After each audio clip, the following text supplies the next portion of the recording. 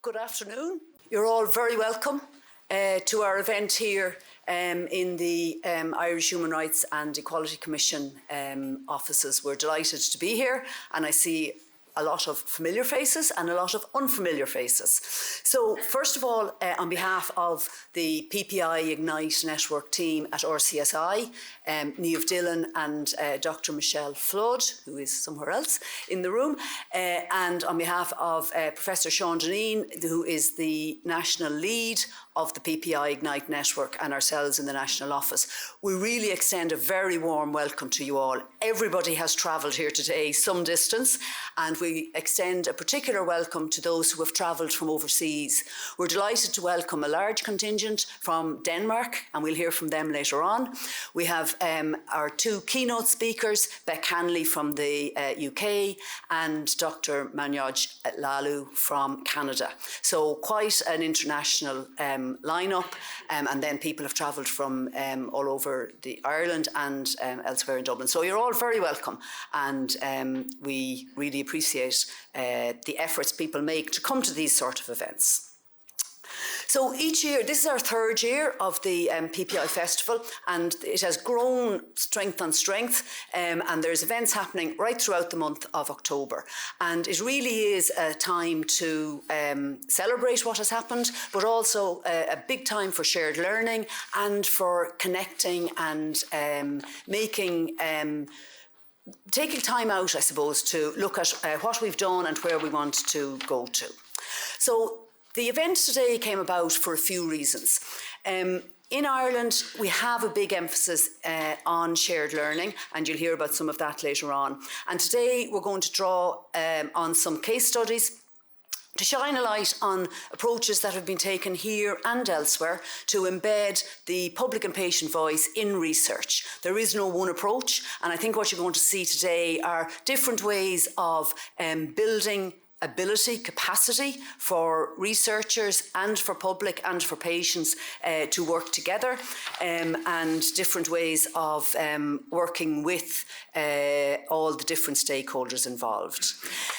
I think for Ireland, we were a little bit behind other countries, or a lot behind other countries maybe, in terms of PPI becoming a norm, becoming part of the research culture. But we have got on board very quickly, and one of the benefits, I think, has been learning from what other people have done and what has worked well and not so well. So we have made very rapid progress in the last maybe 5 or 6 or 7 years, very much driven by our main funder is the Health Research Board. They're the main research funder in Ireland in the health and social care space. And right across Ireland, in academic research, in the broader research arena, among charities, there has been a huge growth in the idea of the patient voice, the public voice, the democratisation of research, and this has all built emanating from and emanating outside of our network. And we'll talk a little bit about our network later on. So today, part of it is about taking our place among the nations and saying we have made progress. Let's have a look internationally at what others are doing. Let's see how can we contribute and how can we build connections internationally to share what we've done, to help others who are developing, and to explore challenges that we're all encountering. And I think part of the reason for today was because this group are visiting us from Denmark. Some of them came to visit us last year during the festival, and in the intervening period have set up a user group that you're going to hear about, and now have come back with a number of the members to see what's happening here. So you're part of the reason we're here today, so thank you for that. So the tagline for our festival is Connect, Collaborate and Celebrate. And today we're really going to see a little bit of particularly a focus on the connecting and the collaborating. So as we go forward during the afternoon, we're going to have a keynote shortly from Beck Hanley, and then we'll look at our PPI case studies. So, without further ado, I'm delighted to welcome Beck Hanley here. Beck has spent the last 25 years or more maybe working in the space of promoting the involvement of people who use services in health care and health research. Beck was the founding director of the NIHR Involve Coordinating Centre. We've all heard of Involve. It was the gospel, according to Involve, was how we all began our PPI journeys. So it's a wonderful thing to have been so central to for so long. Beck has worked with a range of UK charities at a national level, focusing on the development of the public and patient voice in research. And she's also worked with the NHS at a local, regional and national level, and has worked with research organisations across the UK, in Canada, in Ireland and in Australia. So quite a breadth of experience that Beck is bringing to us today. And she's a particular interest in PPI and clinical trials, and works as an advisor to the Medical Research Council in the UK.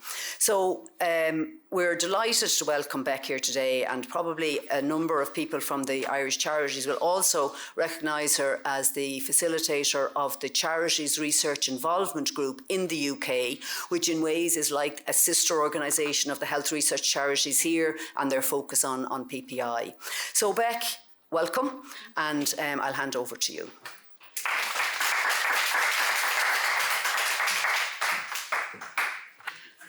I'm just going to grab my phone, not because I'm going to be doing Twitter or anything during this, but I stopped wearing a watch during COVID, so I never know what time it is anymore, and I don't want to overrun. So, so thank you very, very much for having me. It's a great pleasure to be here.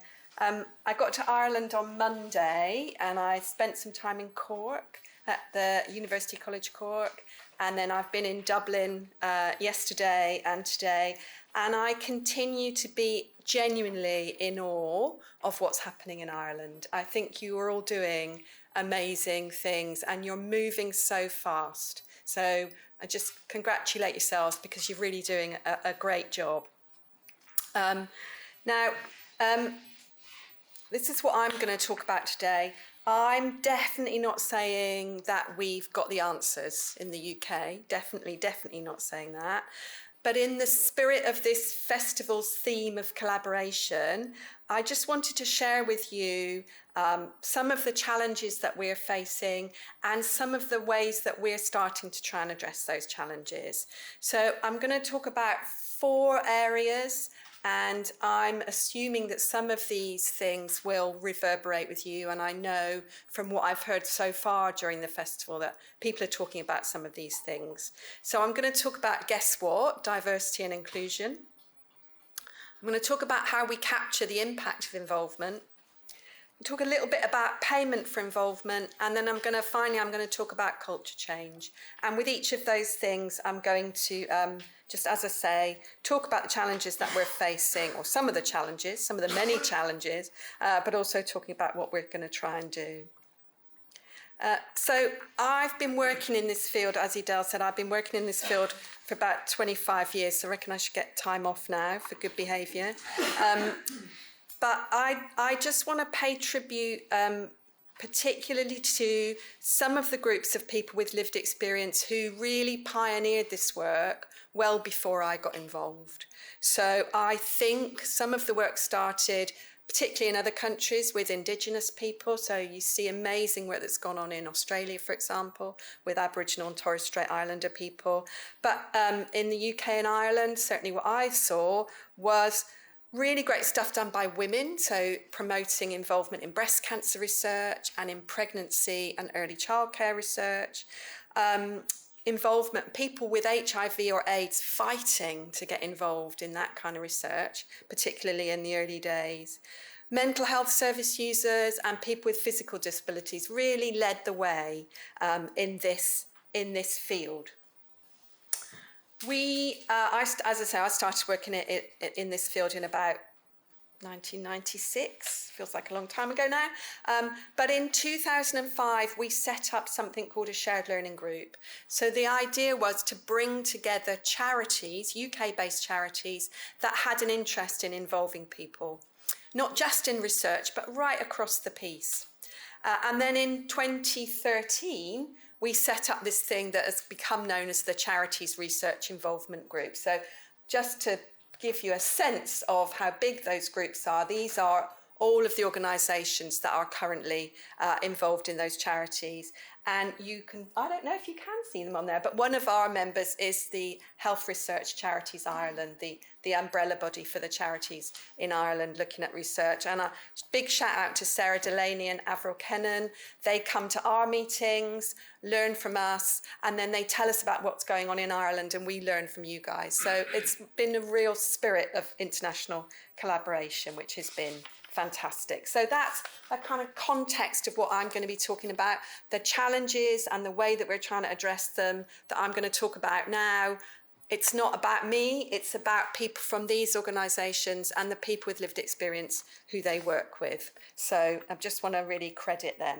So I don't know if this is the case for you in Ireland, I suspect it is, but historically in the UK, the involvement community has not been very diverse. It's been predominantly white, predominantly older people because they've often got time, and predominantly women, we think. But we didn't really know that. We just had that sense by literally looking at people in the room. But yeah, literally, we didn't really know who we were involving. We didn't have a sense of necessarily who we were involving across the piece and how diverse they were. We found, or I've found, and I know other people are finding, it's very, very easy to say that you need more diversity amongst the people you involve. And I have a real issue, particularly with senior leaders, thinking that if you say that, as if by magic, it automatically happens. That if you change the images that you use on your website, that somehow that's going to mean that you involve that diversity of people. And it's just not true. I think we all know that.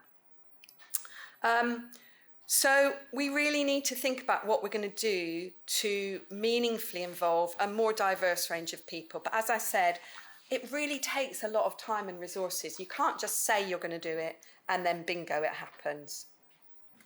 So just going to tell you about some of the things that we've been trying in the UK. So the first thing that's been happening is that we have been trying to understand more about exactly who's involved already. So some of our charities have been surveying everybody who's already in their networks and asking them about the different characteristics that they have.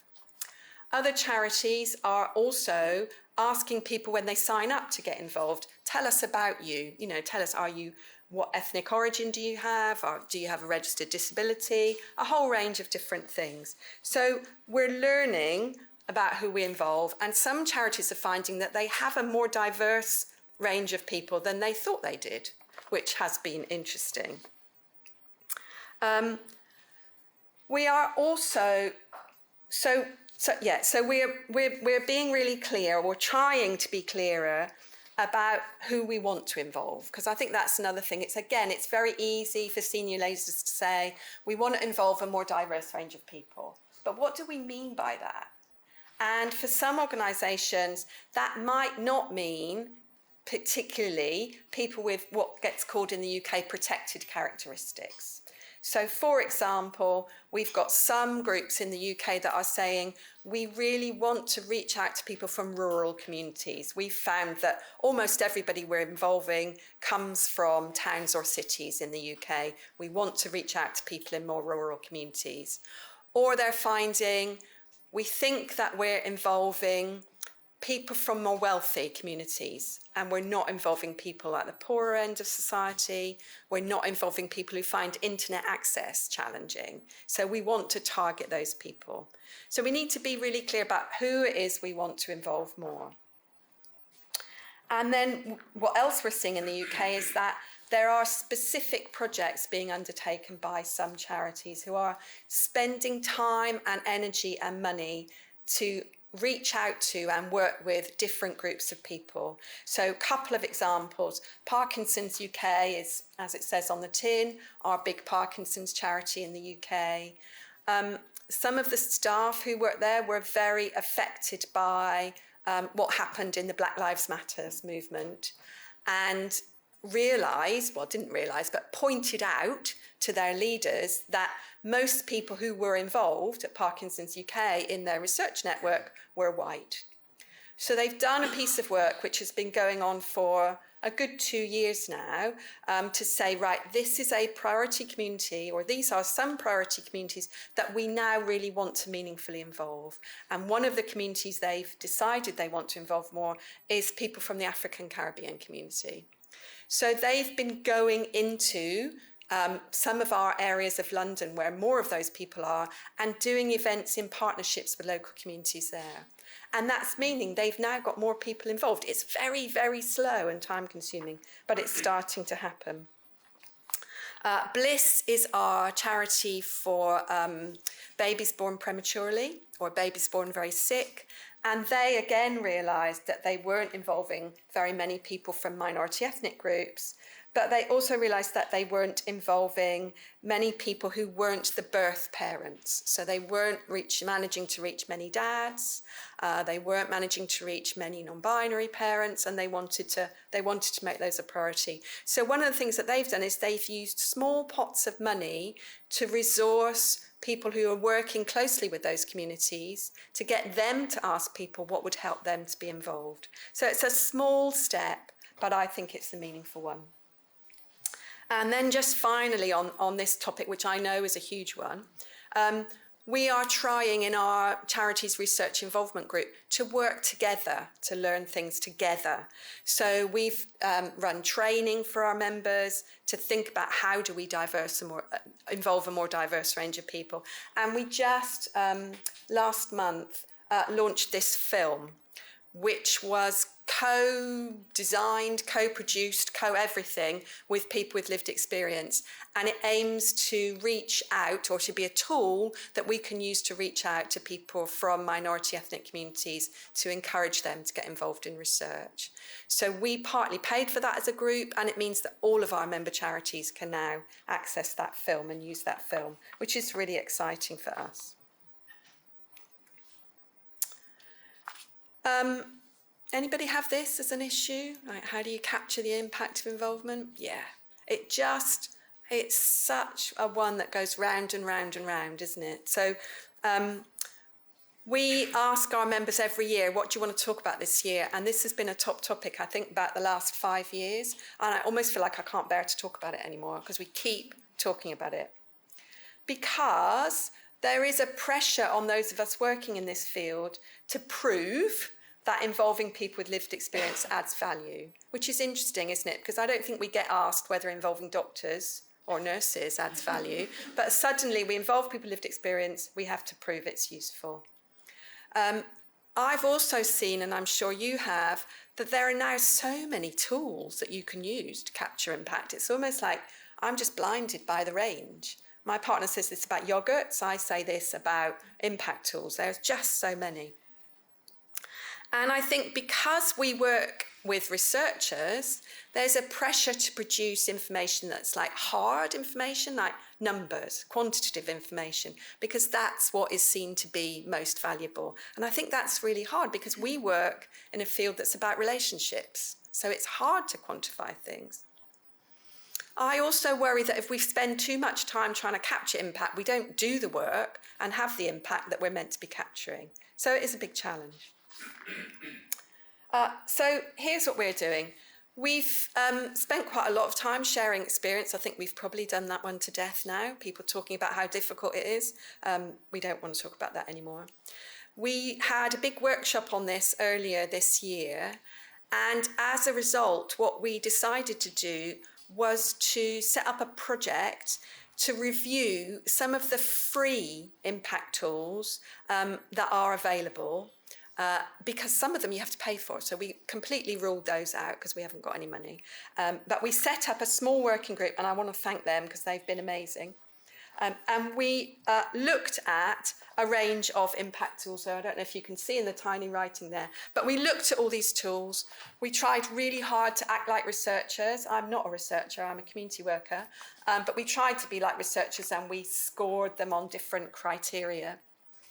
And then we came up with 4 tools that we particularly liked. And what we're doing now, I'll tell you about the tools in a minute, but what we're doing now is we are encouraging our members to try. Hi, Emma. You can see I've been in Ireland for a week. I know people by name now. We're now encouraging our members to try any tool, but particularly the 4 tools that we like the most. So I'm just going to tell you briefly about these 4 tools. What I particularly like is a couple of them are from Canada, so I thought that was quite international as well. So first tool, as some of you may have seen this, they all begin with P except for one, which also makes me even more confused. But the first tool is called PEAT. And it's from McMaster University in Canada. And it's basically 3 questionnaires. So it's fairly simple. I like that. I like simple. One's for people who got involved, one's about the project, and one's about the organisation. And what our working group said was, it's really clear, it's really comprehensive. You can use your own survey platform to run these surveys.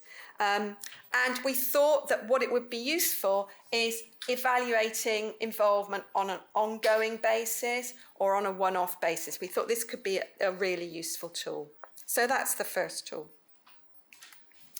Second tool also begins with P, and it's called PIRIT. So PIRIT was co-designed, again, with people with lived experience in the Marie Curie Research Centre in Wales. And it's a great big spreadsheet, basically, is how it works. And it uses these things called the UK Public Involvement Standards to help you assess how did you perform against those standards. And those standards include things like diversity and inclusion. So again, our team felt like that was it's a simple tool to use. It's very easy. You could use it on a one-off basis or an ongoing basis, but it helps you track what's happening. So it's another really useful tool. Third tool, another one beginning with P, is Peers. So this is another Canadian tool, and it's a set of questions for completion by people with lived experience who get involved in research. So again, we feel like it's really easy to use, and it encourages people to reflect on their experience, and it uses numbers. So if you've got people who you're reporting to that want you to use numbers, we thought this was a really good one.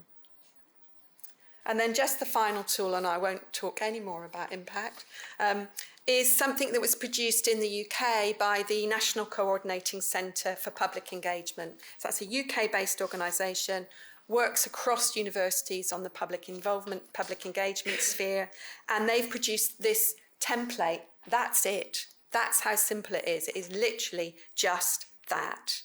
And that was what we liked about it, that it is very simple and straightforward, and we felt like it's a good framework, and it's based on this logic model idea, which apparently is quite well known and accepted by academics. So, hey, that ticks a few boxes. So what we're doing now on Impact is, as I say, we're trying to encourage our members to just try one of these tools out, even on one small project, to see if they like it, to see how it works. Because we need to get more stuff out there about how this is being done. How are we capturing impact? I'm going to talk now about payment. So there is a move in the UK, and I know that you're having this here as well, about the importance of paying people with lived experience for their time. So not just paying them for their expenses to come and be involved in a project, but paying them for their time, recognising them for their expertise. But there are some real challenges with this, and I think we're still learning about what these challenges are. So our members, obviously, if you work for a charity, you've got to be really, really careful with money. And I'm sure you have in universities as well, but I think it's more important in charities. So one of the things we wanted to be able to say to our senior leaders in charities was, if you pay for involvement, you increase the diversity of people you involve. We cannot find research evidence that says that, which I think is really interesting.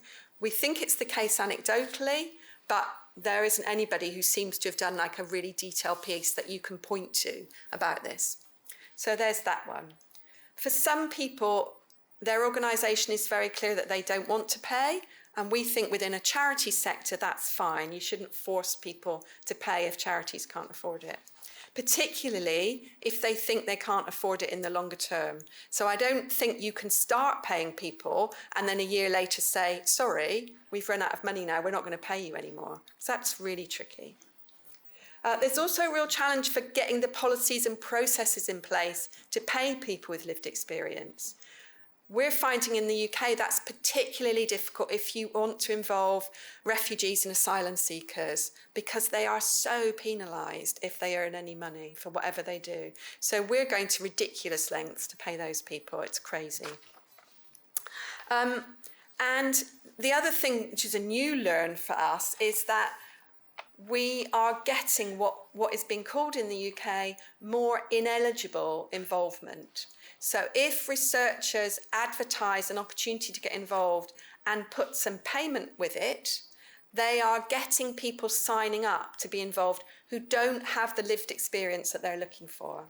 So Bliss, the charity that I was talking about earlier, have a sister charity called SANS, which is about stillbirth and neonatal deaths.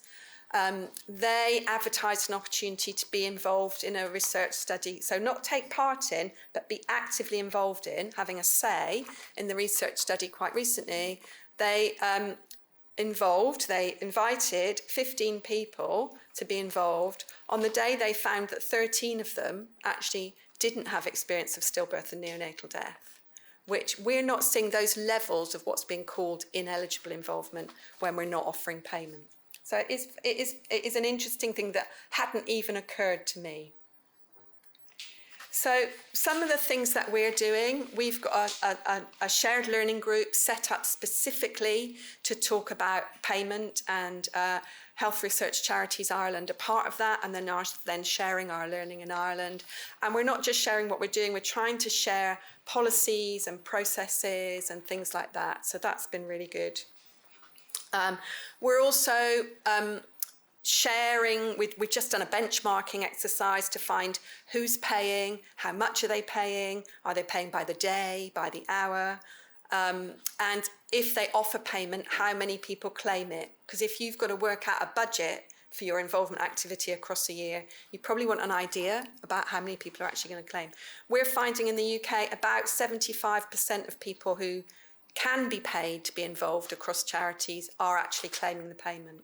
And the same, only 75% only claim their expenses. So some people are not claiming at all. Some people are claiming and then giving the money back to the charity. So it's very interesting. So we're doing that. We're also drawing on the learning of others. So just gonna draw your attention to 3 publications, one of which launched yesterday, so it's hot off the press, and done in partnership with our Irish friends. But we look to the NIHR for lots of our guidance, so this is one of the ones that we find particularly useful. So they've done a lot on how to pay people with lived experience for their involvement. They've also produced, in partnership with a number of other organisations in the UK, this guidance on what to do about what they're calling ineligible involvement. And then the third thing that is on the slide there is this new guide that we launched yesterday, which is about fair market value for charities when they go into partnership work. So we know that if you're in a charity and you get asked by researchers to help them find and support people with lived experience to be involved in a research study, that takes you time and effort. That takes you away from other things that you could be doing in a charity. So we're encouraging charities to think about whether they want to charge for their time in doing that. So it'll be interesting to see how much that is taken up. But certainly what we're finding is charities in the UK are charging, but they're charging very low amounts, particularly to pharma companies who we think could afford a little bit more. So that's payment. And just the last one, then I'm going to stop. This is one of our challenges, which I think is faced by everybody who's working in this field. And it's about how do you change the culture of your organisation so that we actually stop talking about involving people with lived experience in research, because it's just what everybody does normally. You know, that's what we need to get to, I think. So how do we get to that place? How do we get to a place where involvement is the norm? And how do we shift from just asking people for their views and then patting them on the head and telling them to go away and we go back to them in another year or whatever, to really doing things in partnership with people with lived experience? And how do we value that lived experience as much as we value learned experience? So those are some of the challenges that I think we've got in this field. And rather than say, like, what are we doing, I just want to share just a few things that we're learning about, that we've learned so far, about how I think you can start to change the culture. So we know that getting buy-in and active support from senior leaders is absolutely crucial. If you don't have the buy-in of senior leaders, you can get so far, but then you hit a brick wall. So you need that active support of senior leaders. So that's why I think it's really important, like people like Sean are involved in this kind of thing. He is seen as somebody who's championing involvement, and how great is that? We need to make it really easy for staff to involve people. And at the moment, you know, lots of us are offering training, resources, but actually I think a really important thing is to do it alongside people. So if you learn to drive, you don't just learn to drive by reading the highway code, by reading the rules of the road. You want someone to come and sit alongside you and do those things. So you need to make it easy for staff. You also need to make it easy for people with lived experience to be involved. So you need the right policies and processes and resources in place, and you need to tell them how their involvement has made a difference. You have to build relationships, and I know that can be really scary, particularly for researchers who work in fields where they don't have a lot of human contact. So I know that can be scary. And we have to recognise that these things take a long time to do, so they don't just happen overnight. So in conclusion, I would say that none of us can do this alone. We need to learn from others. We need to share our learning, and we need to share what goes wrong as well as what goes right, so that we can all move forward more quickly. And I just want to finish by thanking everybody who's helped me to continue with my learning, particularly people in Ireland over the last few days who've been really generous with their learning. So thank you very much.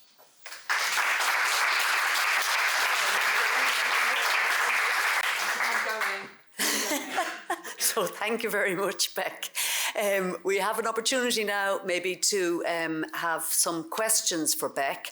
I think what you've presented is really interesting. So Beck is obviously very much coming from the charity perspective, and I'm conscious in the room we have a mixture. We have some people from charities, we have some people from universities, which are even larger organisations than you've discussed.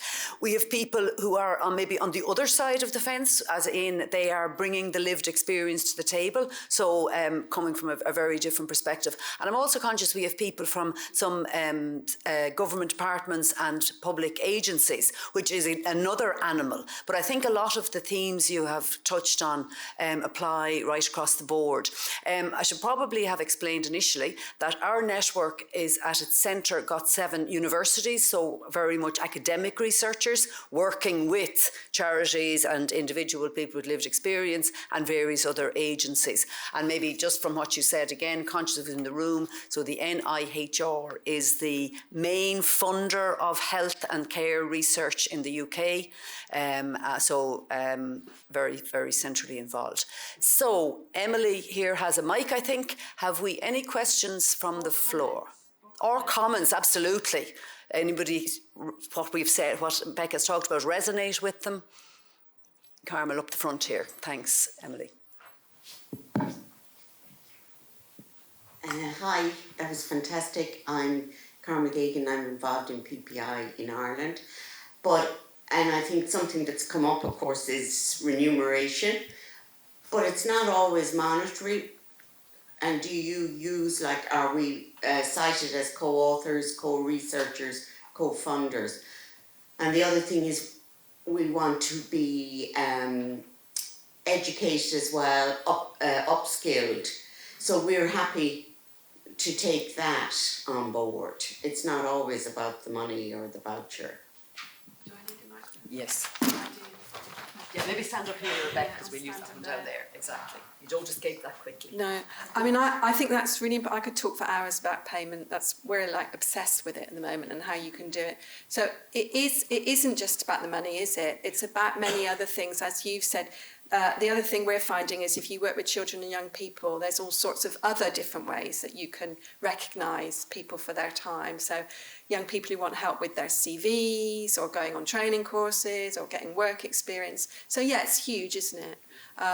But I find that if you're the only person sitting, everybody else in the room with you, whether it's a virtual room or a real room, is getting paid, but it's cost you money to be there, that's pretty disempowering from the start, isn't it? So I completely recognise that researchers don't always have money to pay, but I think they've always got money to give you a cup of tea and a bit of cake, actually. So, and I apologise for the use of acronyms. I should not have done. I've run several workshops this week, and one of the things I kept saying to people is, don't use acronyms, use plain English. And then I'm such a hypocrite because I did it. So, yeah. Any other comments? Somebody down the back here, please. Hi, thanks for that. That was really interesting. My name is Tips Pereira from Patient Safety Ireland. So we do a lot of public or patient engagement and representation. The point you made about diversity actually is really important for us at the moment because in Ireland there's very little diversity. Actually, only out of around 26 of us in our group. I'm actually there's just 2 guys in it, so like that's one thing, so to your point, it's the age profile you mentioned as well, with some exceptions of course, but it's that kind of age profile, but it's more about if we want people to be empowered so they can engage and make a contribution, then we need to provide them with the knowledge, the skills and the confidence in order to engage as well. So it's actively going out to those communities that are excluded and so on, and actually providing them with that bit, because a lot of it is publishing out a request to engage, and those people won't have the confidence to respond, won't know how to respond, won't have necessarily a framework within which to respond. So that's been something that we're really trying to work on at the moment.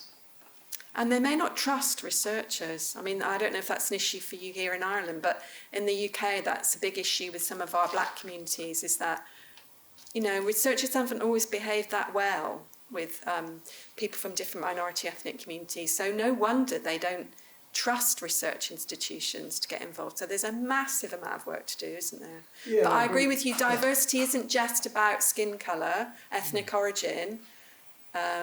One of our cancer charities has been doing some work on diversity, and one of the issues that came up when they were asking people was about adoption. What's your experience of cancer if you are adopted? And you get asked about, well, what did your mum have this? What did your dad have?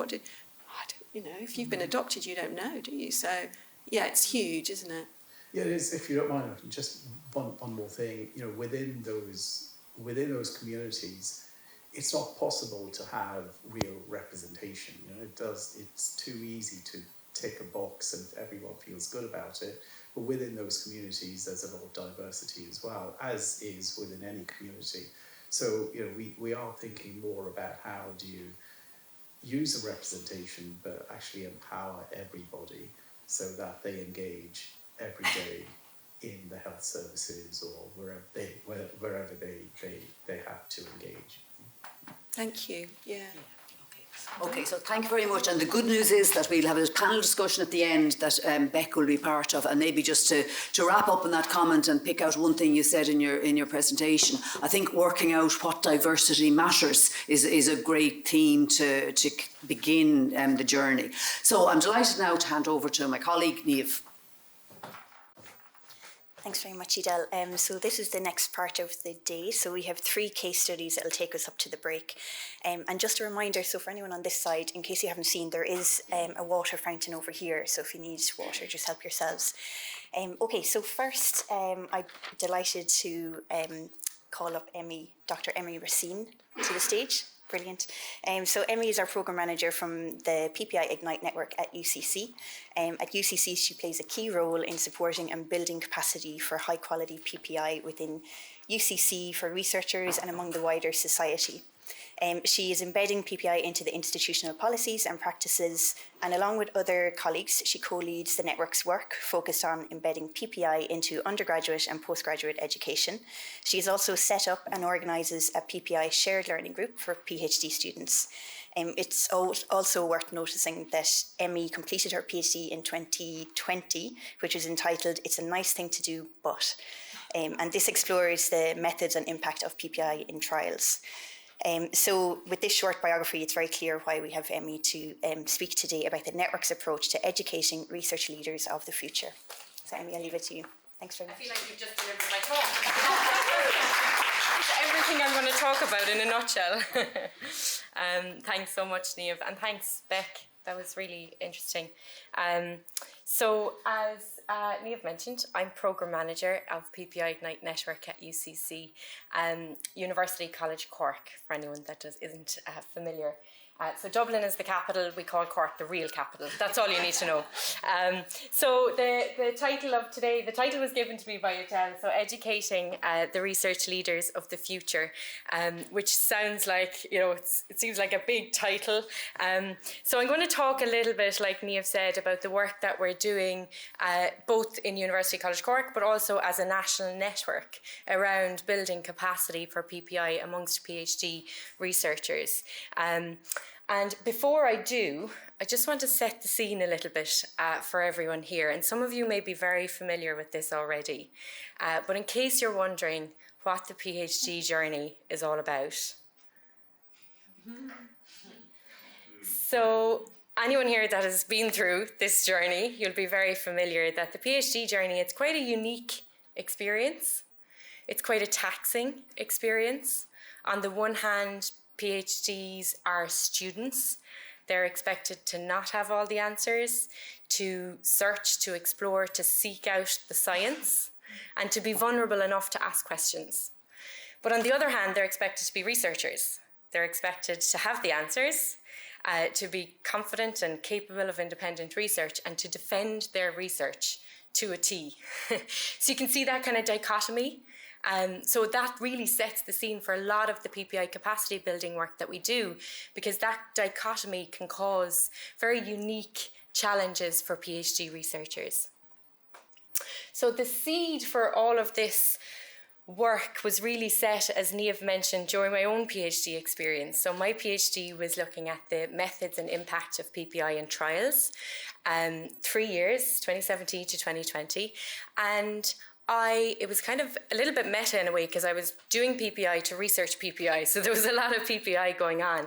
And overall, the PPI that I was doing was, you know, a really positive experience. So it helped me to see the point of my research, having PPI contributors there, pointing out the importance of what I was doing.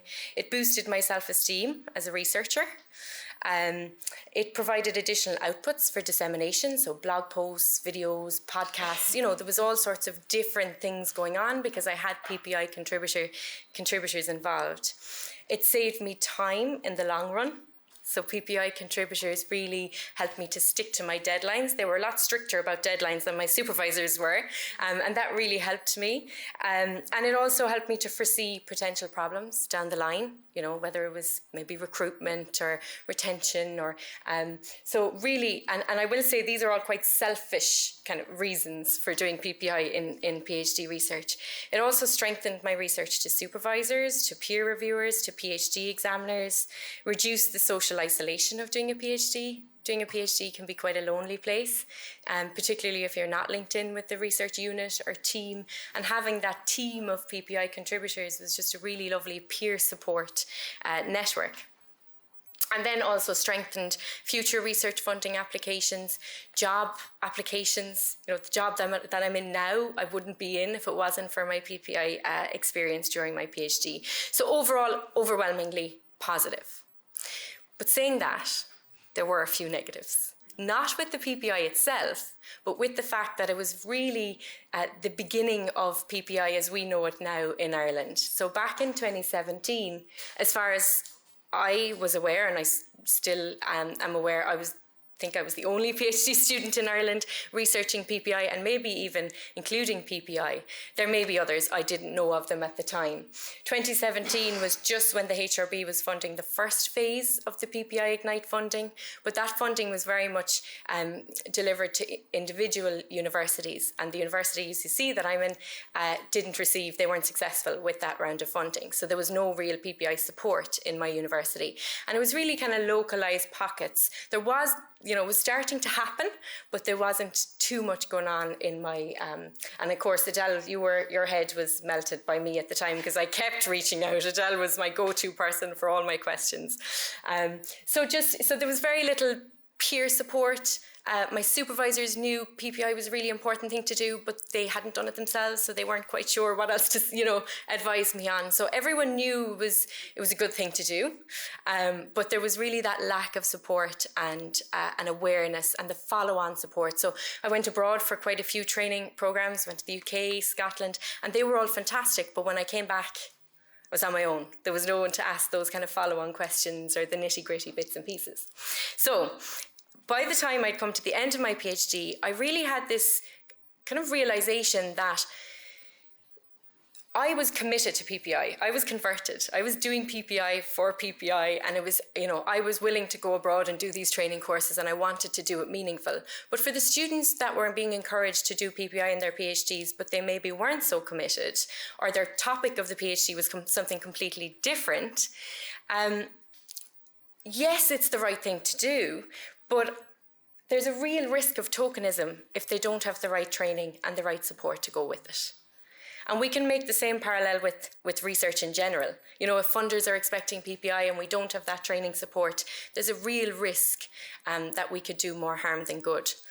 So that brings on to the seed starting to germinate. And the next step in all of this was a Sphere PPI training workshops. So Adele reached out, this is going back to November 2020. I routed through the emails yesterday to find when it was. So November 2020, I just submitted my PhD thesis, and Adele reached out to say the Sphere PhD programme have gotten in touch. They're looking for us to deliver PPI workshops. Now, for those of you who aren't familiar with the Sphere programme, it's a structured PhD programme here in Ireland. It's a 4-year programme. There's roughly about 20 to 30 students each year. It's a structured programme in population health policy and health services research. And the way it works is that students undertake their PhDs in different universities around Ireland with different supervisors on different topics, but they all complete the same core modules in the first year. So they had reached out to Adele looking for PPI workshops, and Adele reached out to a couple of different people, quite a few people, wondering if we'd like to be involved. And that really set the ethos for all of the PPI training that I do in the network to this day. Because from the very outset of that, it was a collaborative process. So there was a group of us, I'm not sure if you remember Adele, I'm trying to see if there's anyone else in the room, I don't think so, that was involved in those very initial early trainings. So we had research and teaching staff, we had, hadn't even graduated, just submitted my PhD thesis, so I was a student technically. We had PPI contributors involved in it, and it was a real collaborative involved teaching process where we delivered 3 workshops to the Sphere students that year, 3 online workshops because it was in the height of COVID, of course. And what I took from that really is students' enthusiasm, their appetite and the demand for training and support.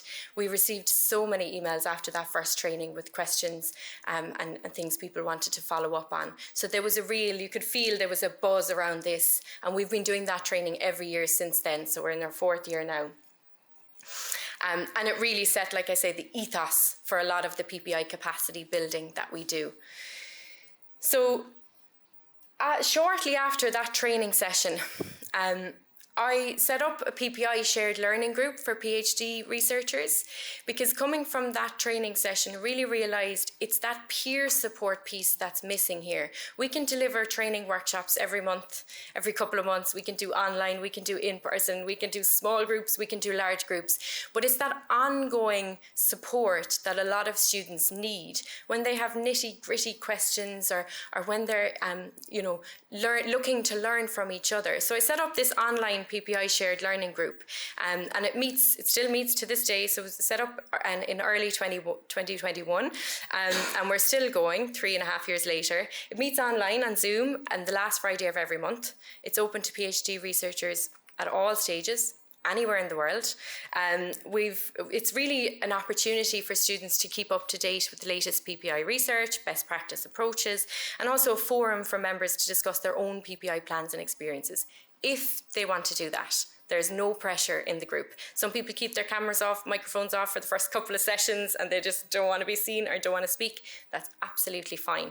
And we now have over 150 people on that shared learning group. So it's really grown from strength to strength, and there's huge interest, international interest. So it's been a really nice and positive experience. The main rule is that it's a safe space. And we say that at the beginning of every meeting, and we keep it to just PhD researchers for this group. We don't allow supervisors in. Just because we're really conscious and cognizant, it needs to be a safe space for people to share if they've had a really tricky situation, or if they're very nervous or anxious about their first PPI meeting, that they're comfortable to be able to talk about it. There's a QR code there if anyone would like to sign up to the mailing list, or if you'd like to share it with your PhD research colleagues.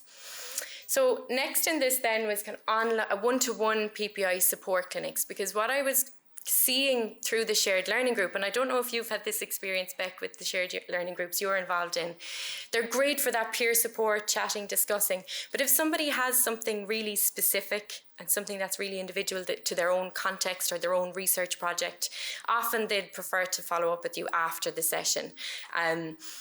So the one-to-one support clinics, you know, I just allocate a day of the month in my calendar, and there's bookable slots that people can just book in a 30-minute session. There's no back and forth trying to find a date and a time that works and all of this. It's very straightforward. And often the PPI support clinic sessions, they may only last 10-15 minutes, because it's usually a very specific question that people want answered. So that has been, I think, hugely helpful. And I should say as well, it's not that I have all the answers. A lot of the time, because we've got such a fantastic network with so many different kind of experiences and expertise across the network, a lot of the time I end up signposting the person to someone else. So I say, oh, Emma's in UCD, she definitely has experience in this, I'll pass you on to Emma. Or there's a PPI contributor in Galway that I know is really interested in this topic, let me contact her. You know, so I'm just kind of referencing people on to one another. The digital badge then is an online validated micro-credential course that we offer in University College Cork. And this has been another huge piece of the PPI capacity building for PhD researchers. So it's an online course that participants can take in their own time at their own pace. It's a series of seminars and it's kind of laid out introduction to PPI, how to do PPI, you know, right through to the reporting and evaluation. So participants can kind of dip in and out of the content as they need it.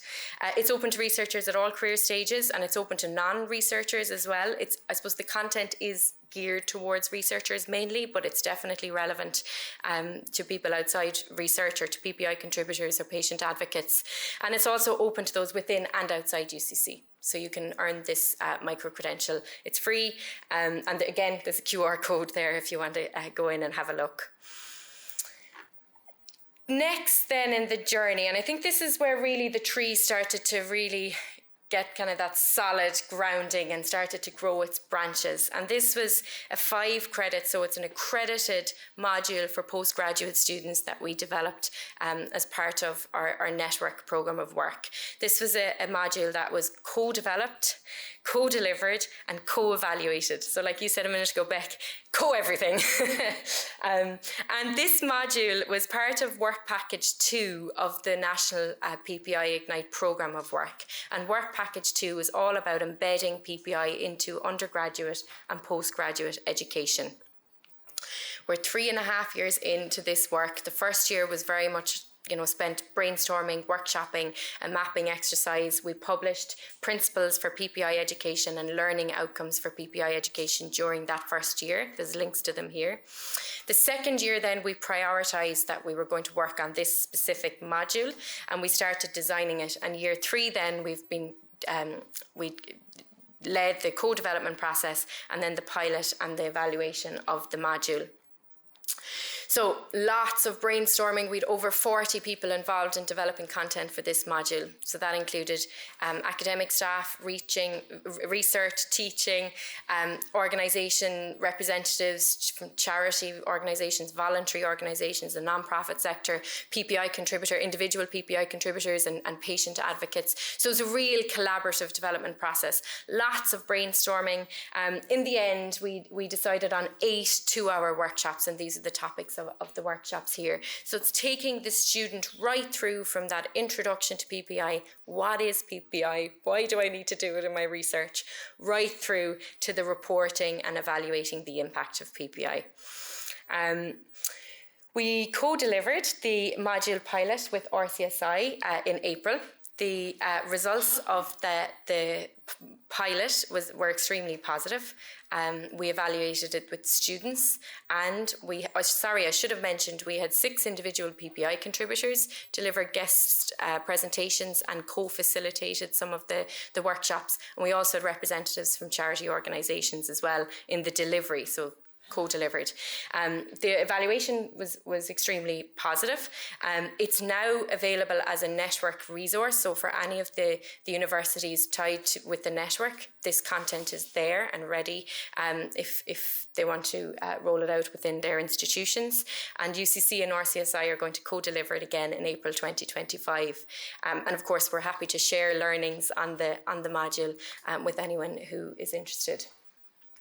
So what I'm talking about today is by no means the only PPI capacity building activities for PhD students across the network. There's so many other examples, and many of you here will be familiar and will be even involved in some of those examples. So for example, there's PPI training and education being conducted across all our sites. There's PPI training to other national programs, networks, entities.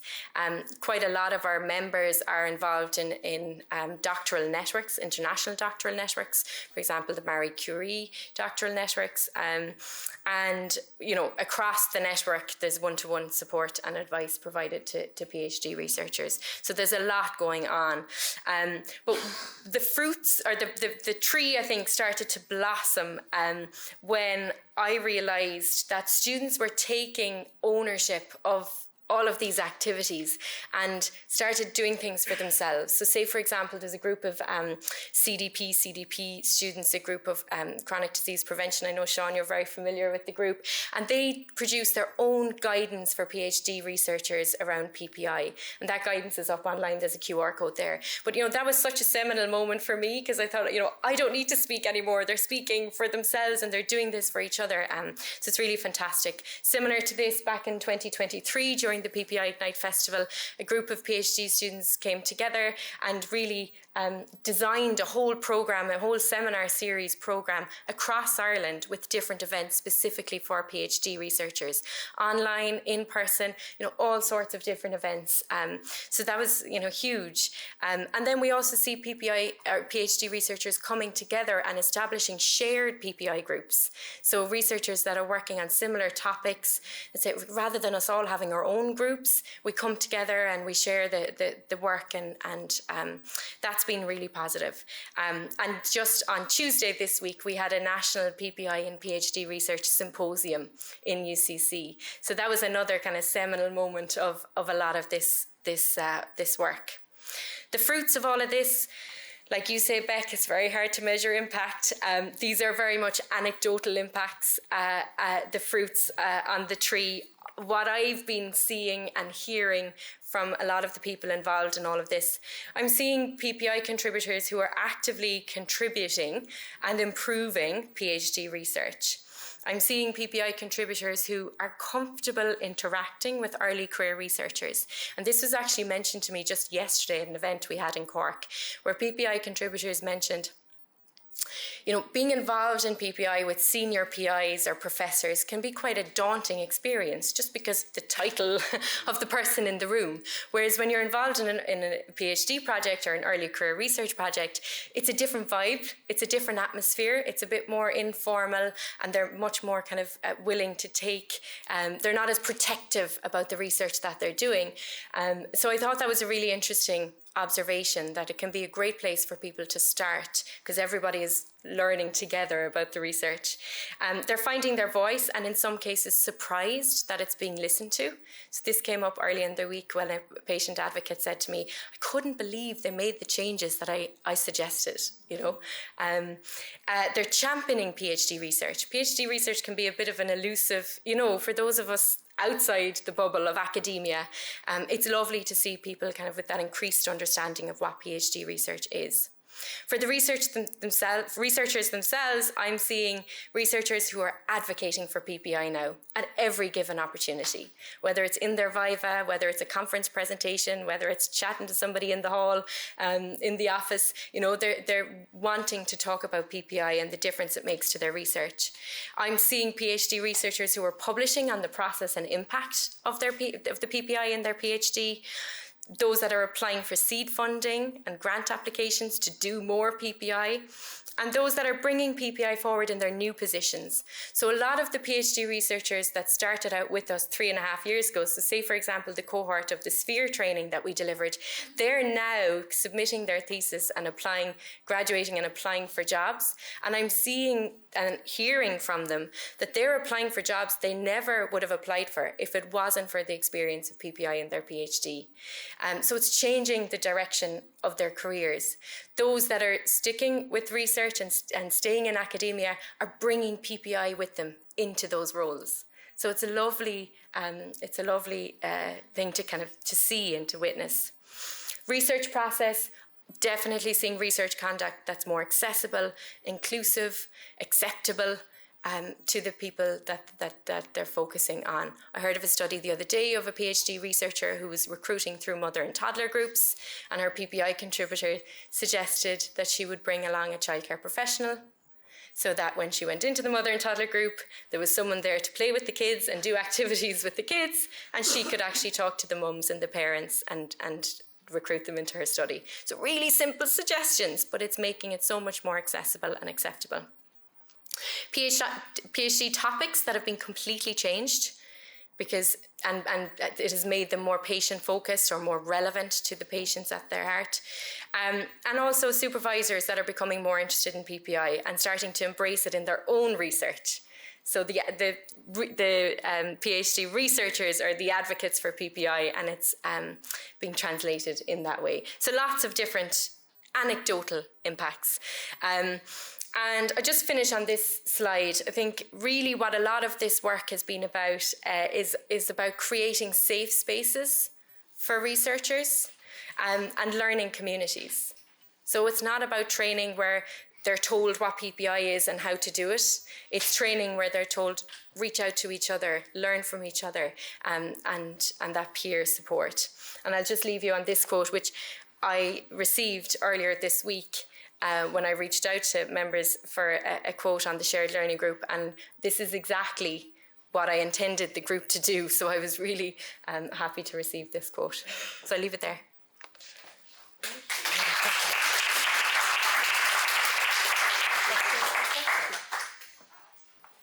So Emily, I might ask you to give the microphone if anyone's any questions for Emmy. I'm just going to set up the next slides, but if you're okay to stay here. Yeah, absolutely. Yeah. We might need the mic. That's so much a question and a comment.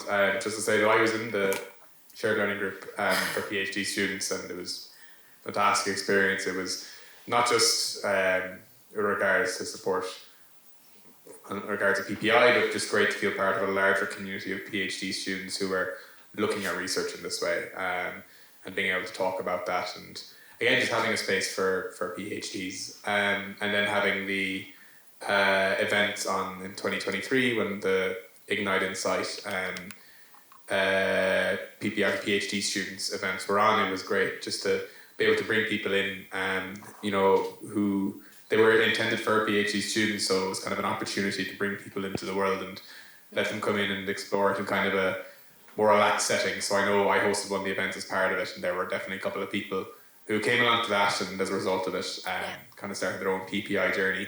So just say well done, Emmy, and thanks very much. It was a really good experience to be part of the PhD student group.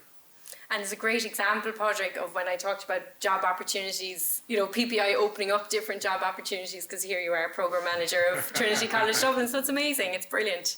Thanks. Anything else? Oh yeah. No, I don't think so. Thanks, Emmy. And obviously really brilliant summary of everything that we've been doing with the PhD students. I'm interested, the title was Educating the Future Leaders. I'm wondering whether you have any thoughts on whether the PhD students have any impact on their supervisors who are the current leaders and haven't had the benefit of kind of growing up in the expanded PPI. So I don't know whether you have any comments on that. Yeah, I mentioned there about PhD researchers encouraging their supervisors to do more PPI, and I'm seeing that happening. We're actually doing, so we had an event on Tuesday, as I mentioned, this symposium, and there was quite a few PhD supervisors in the room with varying levels of knowledge on PPI, but I've had actually quite a few emails since that event, and we're going to do an introduction to PPI event for research supervisors later in the month. So it's something that's definitely growing. And I think the environment that we've created, that kind of safe space, I think it's really important we create the same environment for supervisors, because again, there's that dichotomy of having to have the answers and expecting to have the answers, but maybe not feeling vulnerable enough to be able to ask questions. So there's an opening there for a shared learning group, if anyone wants to take it on. But yeah, I think it's really important. We leave it at that? Super. Thank you so much, Emmy.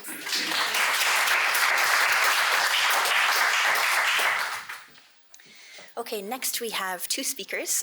So I'm delighted to welcome members from the Danish Diabetes and Endocrine Academy. So we have Ingrid Willang, who's an independent consultant, and Matilda Behrens, a member of the DDEA user panel. So for many years previously, Ingrid worked in research management, diabetes management research in particular, at the world-leading Steno Diabetes Centre, Copenhagen, and is now consulting with the DDEA. So Matilda is a member of the recently established DDEA user panel, and we look forward to hearing from both of them about their work. So you're very welcome. Thank you very much for the invitation to come here today and talking about Denmark and the lived experience influencing diabetes and endocrine research. I must say that we're in a different place than everybody else in this room, but we've recognized a lot of the things that have been said. And I think we actually think that Ireland is far ahead of us. But in some aspects, it's difficult to compare actually, because it's very different systems also to the UK. But we have the opportunity within the Danish Diabetes and Endocrine Academy to work with a user panel. And I have to mention that the Danish Diabetes and Endocrine Academy, DDEA, is funded by the Novo Nordisk Foundation. We do call it the user panel, but we could also have called it the PPI, the patient involvement, consumer involvement, partnerships, whatever. But we find that people with diabetes, many people do not appreciate being called patients when they're out of the hospital context. And few people object to being called users, and that also counts for relatives. So in daily speaking, we do say the user panel, or as it says here, the public advisory panel, but mostly the user panel. And here we see the user panel, and they're all here today. We have one more member who isn't here. And we started up in January 2024, and we had our first face-to-face meeting in March. And in the recruitment, we tried to get, I'm proud to say, 3 men, as was mentioned, but also to get different ages, to get people with different experiences with diabetes 1 or 2, or endocrine diseases, being parents of children with different diseases. But we also very much valued different age, different locations of living, but also that it was people who felt good about contributing to this, because this was a first try for all of us. So So this was the criteria that we worked with. So why did we want a user panel, or why did the DDA want a user panel? User involvement and outreach are among the strategic themes of the DDEA, together with other things.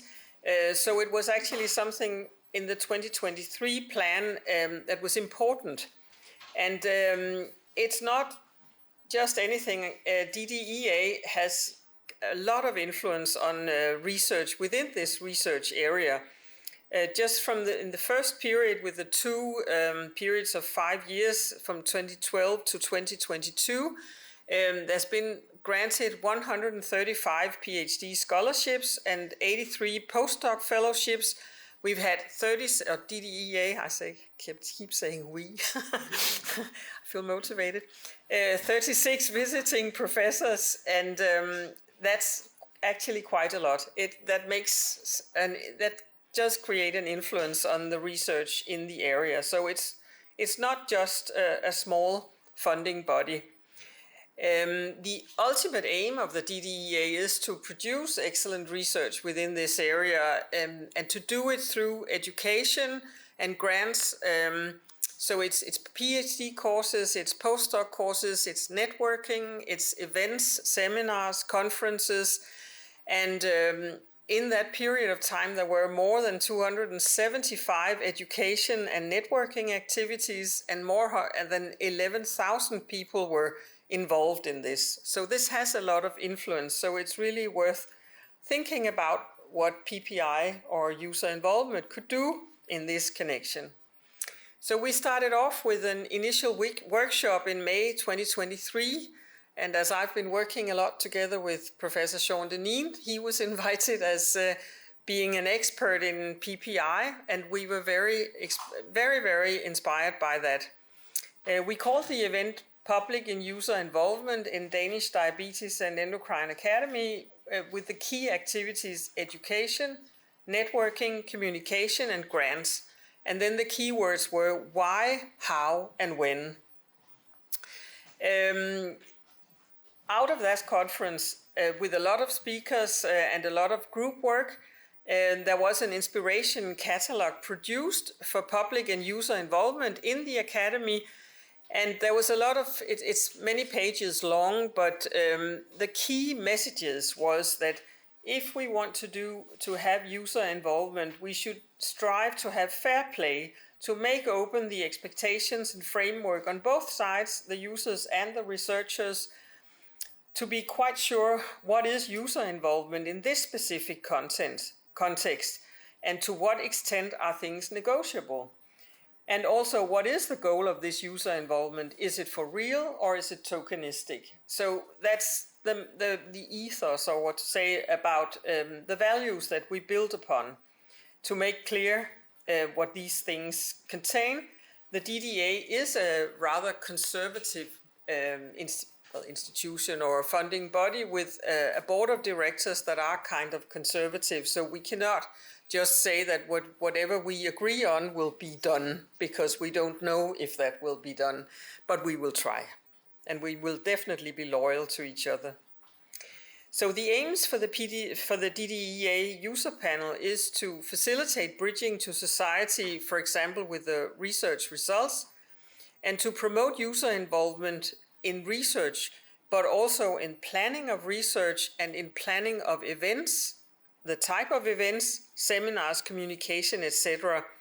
And of course, ultimately to improve the relevance and effect of research and education taking place in the DDEA, the context of the DDEA. So some of the ongoing and planned activities, remember we were started in January 2024. The first thing we started with was to develop some evaluation criteria for the funding that DDEA is giving. And the next call was this summer, or in September, and we developed some evaluation criteria, and they have already internationalization, interdisciplinarity, and collaboration across sectors as evaluation criteria. But now also, and that was accepted by the board of directors, patient and public involvement. And the way it was framed was, of course, much longer than this, but there was basically a demand that the application should include a separate paragraph that reflects on and outlines explicit plans and strategies for patient and/or public involvement in the study. It should be discussed how PPI can improve and contribute to this particular study, and it should detail the benefits and relevances of the study for patients, users, and society. And this is quite a change from doing nothing like that. And we've had the first round and we've been looking at it, and I can say that we have some more work to do in explaining how to do that. But it's a lot more than there was before, and we can see where we have to elaborate a little on the guidelines. It's still mostly about people, the people and the public as objects for research, but I guess that's how it is. We'll try to move on. This was the first step. So the panel has also contributed to the promotion of user involvement in the DDEA education and networking activities, and Mathilde will continue to go into detail with a user-initiated topic that we have a seminar on in November about new treatment methods in Addison's disease. We're also planning a PhD course, and it was very inspiring to hear the last presentation and also what we heard this morning about what they do in Trinity. But we will look at, which was important for the user panel, to how can you change the culture, as you said, or the approach that user involvement can be a resource and not just a bump or a challenge in a study. Because I must say that we probably have to work with it that way. And then we, in general, have definitely increased the user involvement in planning of courses and events in the DDEA, and there are much more PPI in the actual courses with participants telling about lived experiences than there has been before.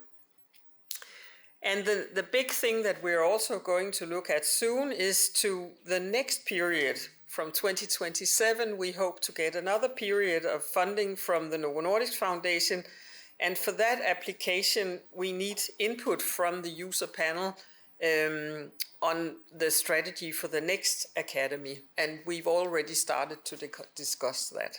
So with those words, I will give over to Mathilde saying something about one of the activities and her experiences of being in the user panel. Thank you. Thank you.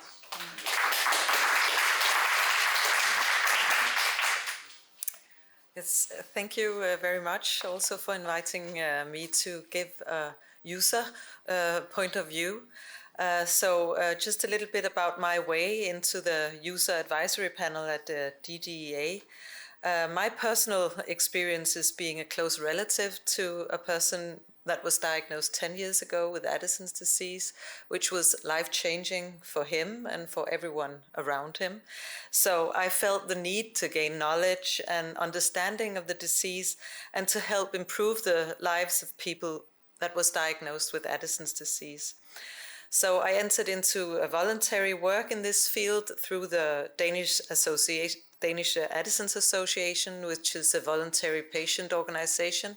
And I've been part of the board in this organization for the past almost 8 years now, coming up to my next term. And I gained a lot of insight into the low quality of life that a lot of patients with Addison's disease live with, and the limited treatment options that they have. Also, how difficult it is as a small patient organization to sort of raise your voice when you're just unexperienced, maybe in this field, to try to get things moving. So when approached by the DDEA, asked to partake in this user panel, for me, I felt that it was a perfect opportunity to gain even more insight, but also maybe get an expanded network and maybe get to talk to the right people about the difficulties that we felt, especially for our patient group that had a very low quality of life. So just to give you a little insight, the common treatment in Denmark currently for this disease is tablets 3 to 4 times a day to replace cortisol.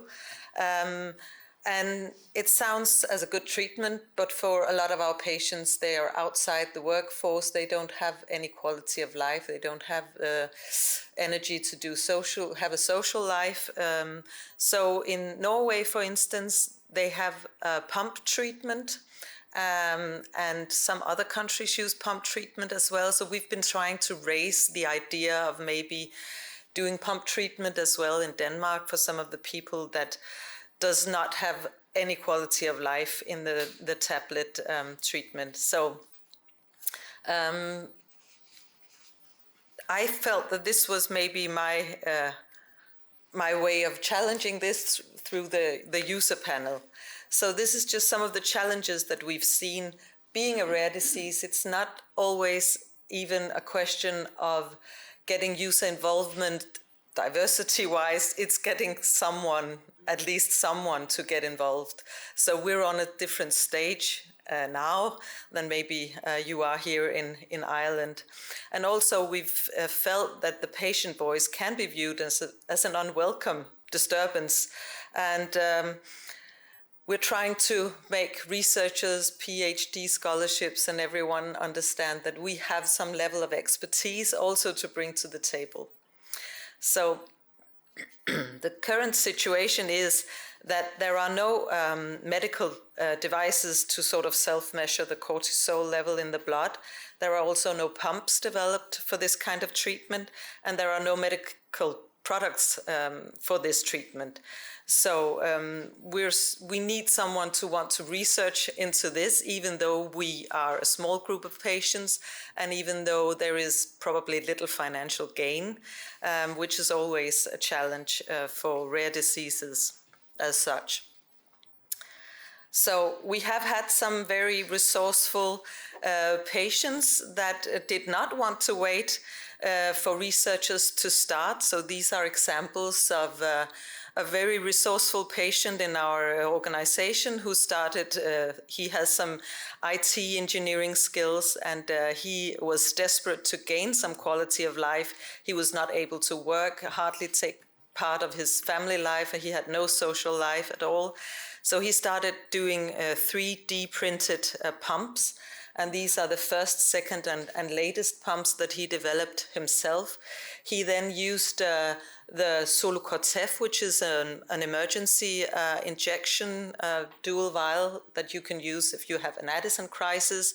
And he experimented using this as a treatment for himself, and he felt a different life altogether. So he raised his voice wherever he could, and also today he is now using pump treatment and has been for the last 5 years, and he's now working full-time, spending his spare time on his sailing boat and doing whatever he wants to. So for him it has been life-changing. So we have a little experimental treatment going on in Aarhus University Hospital, one hospital in Denmark that is currently doing the pump treatment for 15 people on an experimental basis. They use diabetes pumps, and then they use the Solocortef. They have obstacles because the device is not approved for this treatment. Also, the product is not approved for this treatment, so the doctor is sort of more or less doing this on his own responsibility. All of them have experienced a huge increase in quality of life.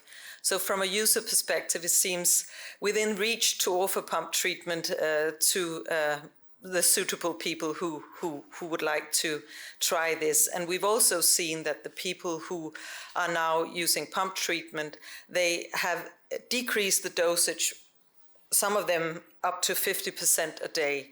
So, and having a different quality of life.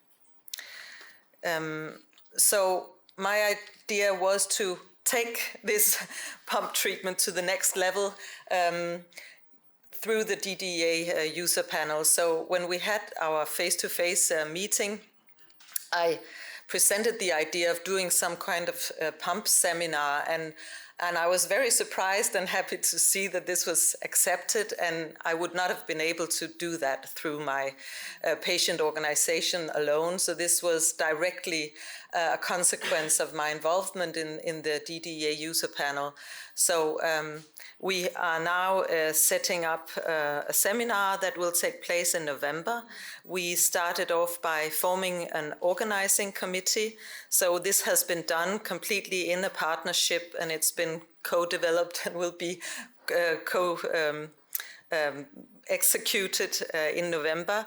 And it's been very exciting for me to see this come to life in real time, in real life. So we haven't had the seminar yet, but it will be at the Danish Architecture Center in the center of Copenhagen, and the target audience will be the researchers, the clinicians, and also we have user perspectives. We have patients taking the stand and speak about their lived experience as Addison's patients.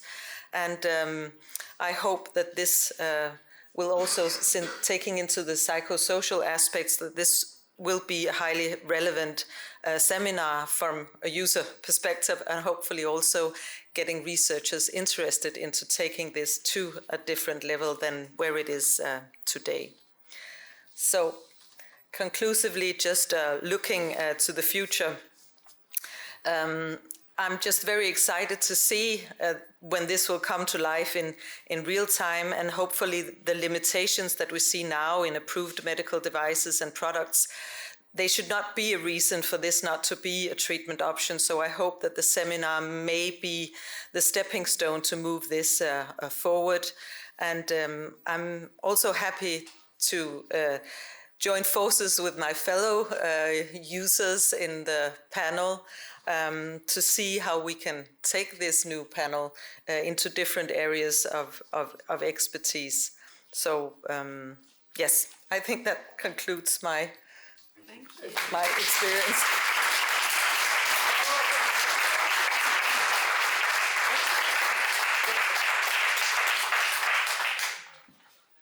Thank you so much, Matilda. We do have time for one or two questions, so I don't know if you want to come up to the microphone, if anyone has any, before we move on to the next. Yeah. Thank you so much. Thanks very much, Matilda. That was very inspiring. I see Shane O'Donnell sitting at the back of the room, and I see a lot of resonance with the work that Shane has done around automated insulin delivery, and not waiting for the pharmaceutical companies or the device companies to develop the technology. I don't know that it's a question. It's more it's to wish you well. I mean, you describe Addison's as a rare disease, and that is a significant barrier because the world that we live in is driven by financial and economic. But I mean, I don't know, Shane. I know you met the Danish group already today, but do you see any resonance there? And do you have any advice for Matilda? It just seems like a story that is worth hearing outside of Copenhagen, outside of Dublin. It's just yeah. Yeah, I mean, there's so many resonances between the story here and the We Are Not Waiting movements in diabetes, which is, for those of you who don't know, it's a group of people primarily living with type 1 diabetes who have co-created their own automated insulin delivery systems, and these systems were created well in advance of any kind of commercially developed systems, maybe even 10 years in advance, are still creating systems that are in advance of the commercial systems that are out there. We had a conversation yesterday, and I think the challenge is such a small group. I think but even the We Are Not Waiting movement, when it started out, as I said, it was also a relatively small group, and it just grew through international connections. Started out in the US, a small group of people, and then it went international, went to Germany. And so I guess it's kind of creating alliances across the world with different people with Allison's disease worldwide. I'm also curious to know about the gentleman who created the 3D printed pump. And did he share the protocol for how to develop it with others? I don't know about that, but I can certainly get you in contact with him. He would love to talk about it. He can talk all day about the things he's developed. No, but yesterday was very inspiring for me hearing you, Shane, talk about your experiences with the We Are Not Waiting movement, because there were so many similarities, and it gave me hope that we could one day get to where you have come. So, very inspiring. And maybe we should say also on behalf of Tor and me that your work is actually one of the reasons for when we heard Mathilde's suggestions and opinions on this. Immediately we thought, here is something which can grow and be something. So that's for you. And definitely also just the point about working across borders, which we already do, being a rare disease. We have to, because we're not even many enough in Denmark to have the knowledge that we need. So we're trying to work across borders, which is also sometimes difficult to manage on your own. Thank you so much. I'm sorry to rush it on.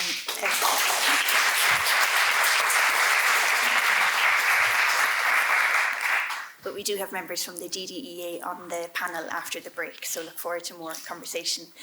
So next, I'm delighted to welcome members of the PPI Ignite Network's Public Advisory Board. So we're going to move over to a panel discussion now, if that's okay. So I'll give a quick introduction to everyone. So we have Ger Halpin. Ger is a full-time carer for her adult son for the last few years. She's a member of the Public Advisory Board.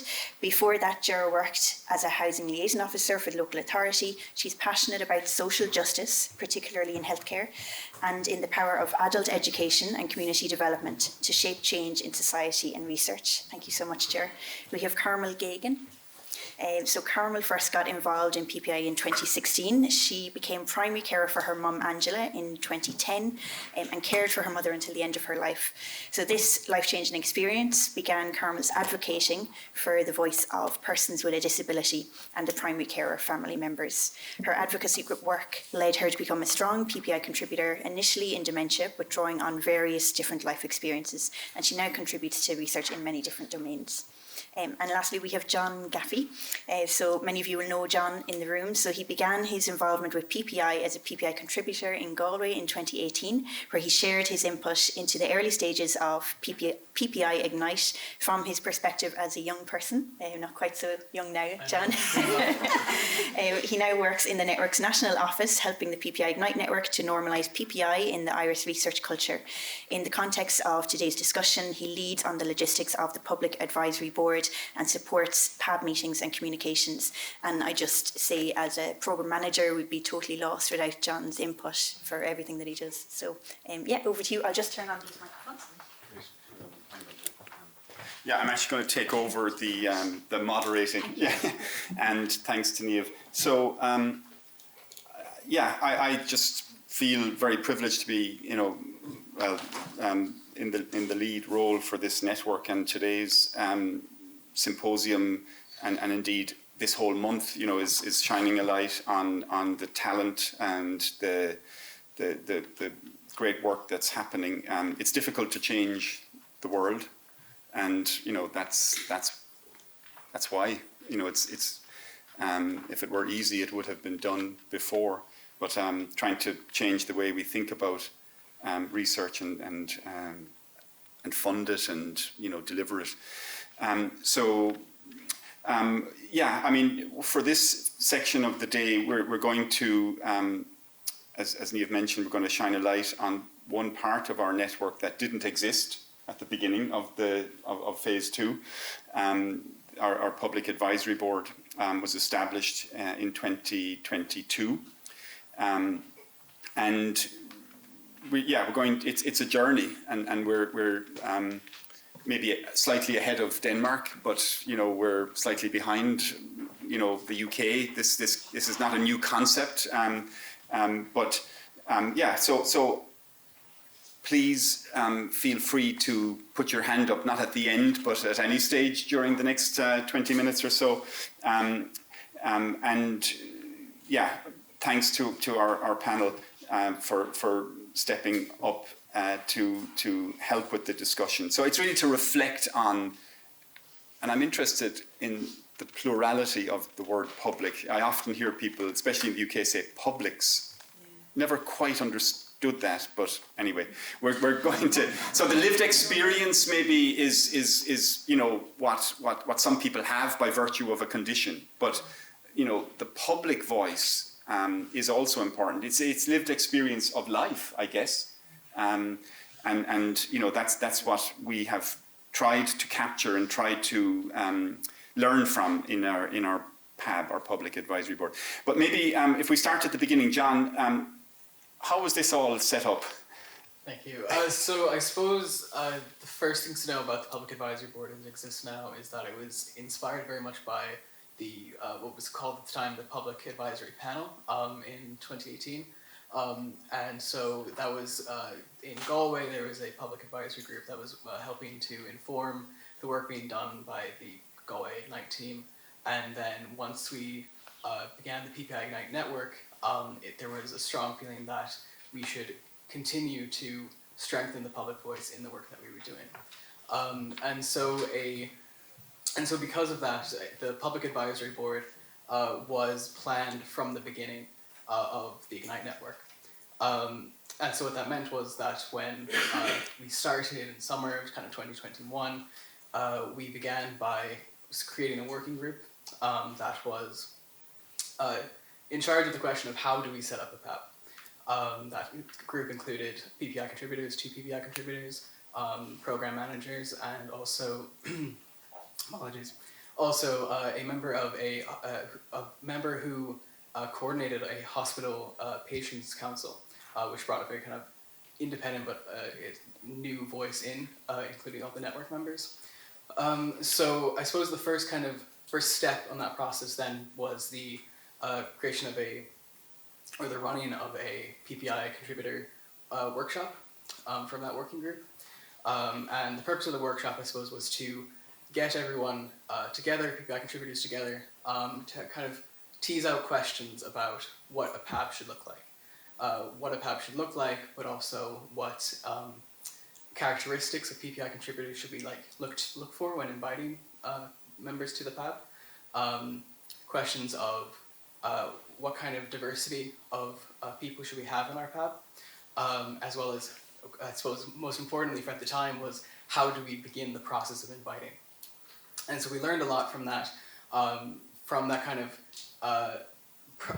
workshop that was facilitated by PPI contributors and also Adele Tierney, who is she is a member of TUSLA's research division, who's been very much involved in the PAB from then until now. And what we learned from it was that matters like maybe we should go for 8 to 10 members of a PAB. But also the question of diversity was very important. So for example, not just diversity of background, but also urban versus rural, diversity of age, and other things that were brought up were, say, the characteristics, as I mentioned before. So having a PPI contributor on the panel, having PPI contributors on the panel who were able to see broad perspectives, who perhaps weren't just focused on their own singular representation, but could see things broadly. And so from that point, it was decided on the basis of the feedback was that we should go for a expression of interest process. Comments or questions on that? So a workshop to try to kickstart learning from TUSLA, that's a child and family agency in Ireland. It was, I think, part of our health service, but now it's separate from our health service. I don't know if anybody here is connected with TUSLA, but it's and they had a public advisory. No, they had an interest in involvement. Edel herself was particularly interested. Okay. And, I'm thinking of the seed that Emmy talked about earlier. Where did that actually kind of come from? But so that workshop led to an expression of interest process. What did that involve, John? So the expression of interest process then was kind of taking what we had learned broadly from the workshop, setting, I suppose, you could say, goals for ourselves in what we wanted to achieve from our PAB, and then taking what we learned as well to make the materials for a call. And so once we had kind of set the kind of boundaries, I suppose, of what the PAB would do, what were the time commitments a call could be made, and we did the best we could then to disseminate broadly, either through our network and our partners, but also outside the network. We shared it around, for example, with HRB research ethics reviewers, and from then we were very lucky and we got actually 35 responses of expressions. And that seems like quite a response. Yes, no, it was fantastic. Yeah. And how did you go, or how did we go from the 35 to the, was it 10 or yes, yeah? Well, I suppose once again fell back onto the working group then, where, so of the 35 responses, each one was read by 2 reviewers from the working group, who kind of compared it to what the expressions of interest included, say the apologies, the word is escaping me at the moment. The motivation, exactly, the motivation of the person who was joining, and so we read their motivations and we decided, we compared it to the criteria that we had set prior in the expression, and decided could we identify a fitting match, let's say, and from that point we reached 17, and we began having. Thinking of the term we used back then for it, it was a matching meeting, I suppose, or a can't quite remember the name for it, sorry. But the purpose of that again then was to again see, first of all, I suppose, begin building a relationship, but also to see that the motivations align between what we would like to get out of a PAB group and what they believe that they can offer. And it was at that point, however, that we realized, actually, going back to that idea of diversity, that there was key diverse groups that were actually missing, because we never received an expression of interest from someone under the age of 30, and we never received one from someone from an ethnic minority background. So in that instance, what we did was, instead of that kind of general call, expression of interest, which I described earlier, we had a more targeted approach, looking to kind of fill those gaps that we didn't see. So then, after the match meetings were done, we kind of came to a number 9, plus then the 2 from a diverse gave us to 11. And for those who say weren't, who had very strong applications, but for one reason or another, we kind of chose to not accept them. We asked them then if they would be willing to kind of be on a supplementary round, if there was ever a reason why. And I think I might have the image here at the moment, because we just actually refreshed our PAB recently. Yes, adding Jeremy and Carmel, who were both members who on the first round weren't invited in, but once spaces were opened, we asked them and they kindly accepted. Really good description of a granular description of the process. Comments or questions? Anybody who's tried to establish a similar group, or maybe is trying? Any thoughts? Yeah, please. I'll repeat the question. We don't need the mic. I'll repeat it. Yeah. I just really, that's a really interesting process on how you went about to do your panel. I'm Claire. I work for the Irish Cancer Society, and one of the things that I can't repeat all that, so maybe we do need the mic. Barry is looking at me. Sorry about that. Thank you. Hi there. So my name's Claire Hilty. I'm head of research in the Irish Cancer Society, and we work to develop a panel ourselves. And I suppose one of the things we find difficult is saying no and managing the expectations of people who may not necessarily be, I suppose, what we're looking for. I'd be interested to hear your thoughts on how you manage the expectations, or how did you deal with the people that weren't shortlisted or didn't get to that matchmaking round? How did you say no, John? Well, the no was very much a no, but keep going, if that makes sense. It wasn't it was, what we didn't want to do was diminish their idea that they're even valuable voices to have in research. And so part of our message, I suppose, was that in this instance, we didn't believe that you were applicable in this case. However, we would encourage you to keep looking for research opportunities. So would you have given feedback to them, or? I don't believe feedback was given at the time. No, it was. Carmel, you were one of those people that was, you know, I won't say not included, but you were put on a reserve list. If that's the right. Is that, how did that feel, or what's your recollection of that time?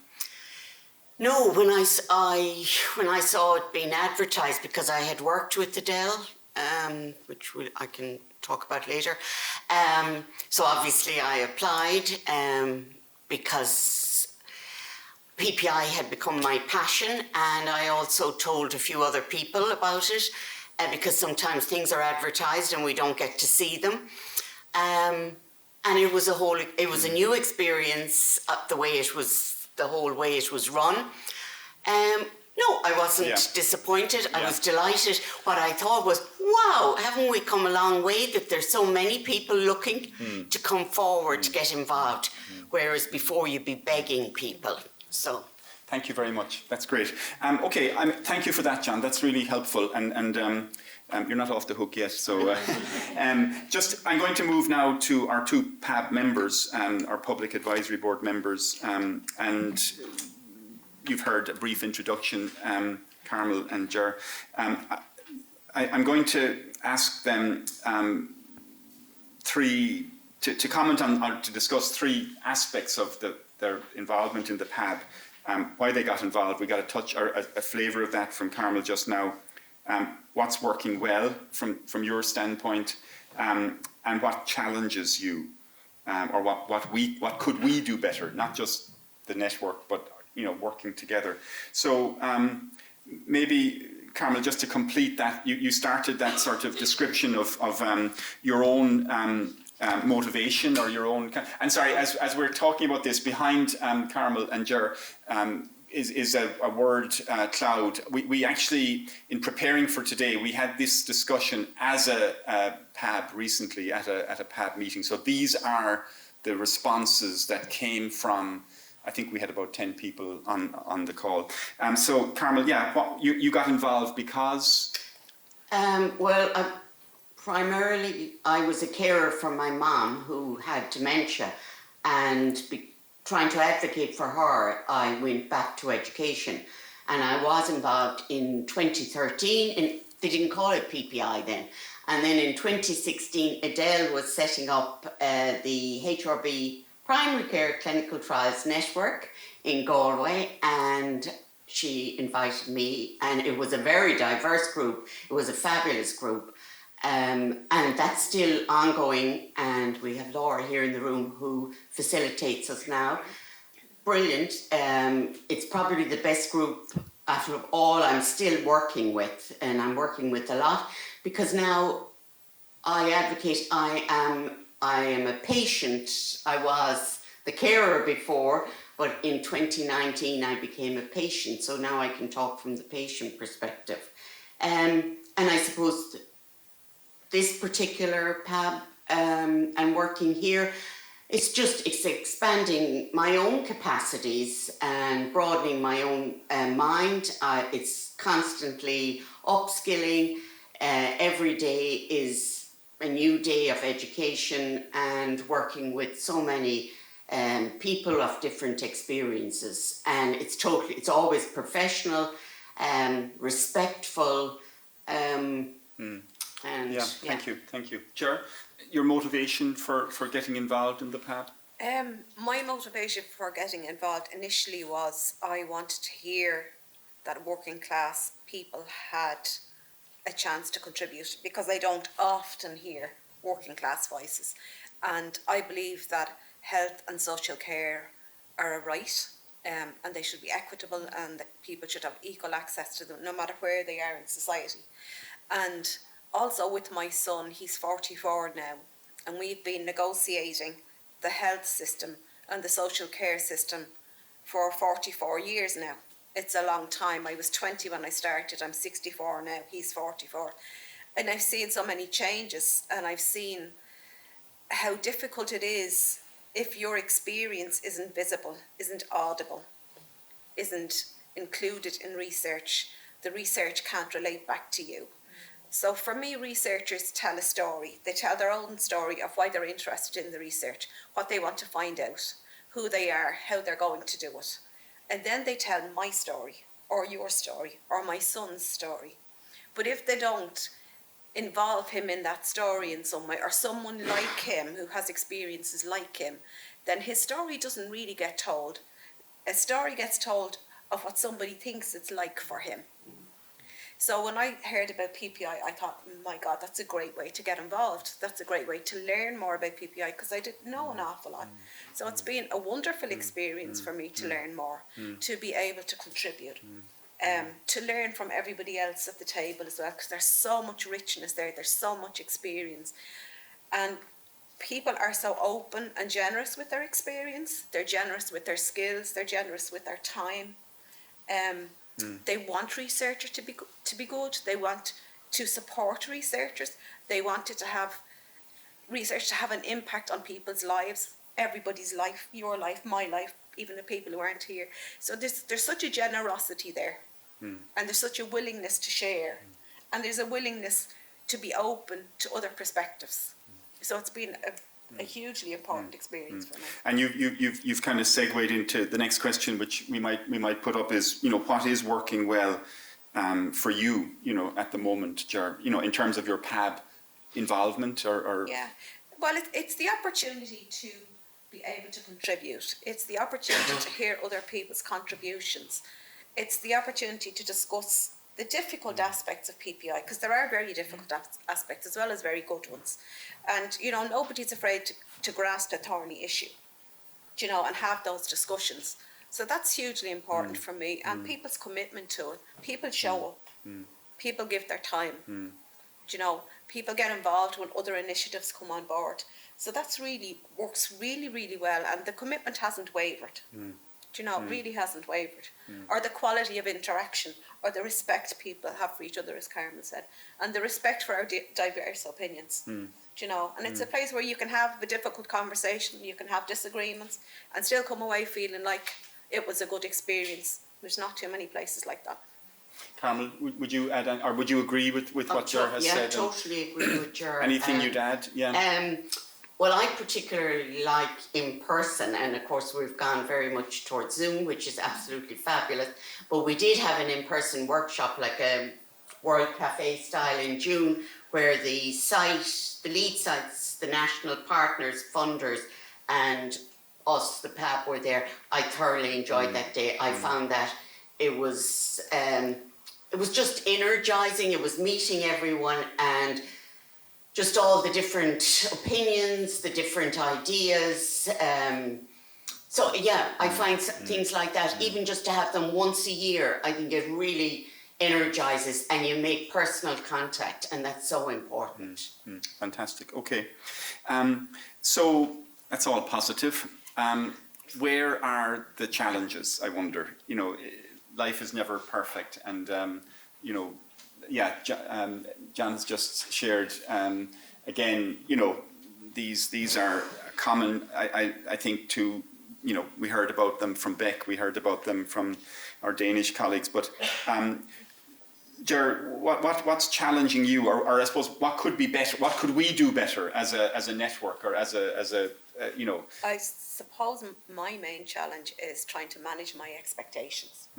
Because my expectation is that we collaborate, that we're in equal partnership, that we get to be part of the decision-making process. But largely the PAB is a very strong influencing force, but influence doesn't guarantee change. So that's a struggle for me, because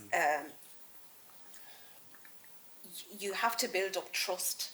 And, coming from a background where trust hasn't always been built, I'm not saying that's not what the PAB, but through community development and stuff that I've been in, you have to trust someone to tell your story. You have to trust someone to hear what you're saying. You have to trust someone to make changes based on what you've said.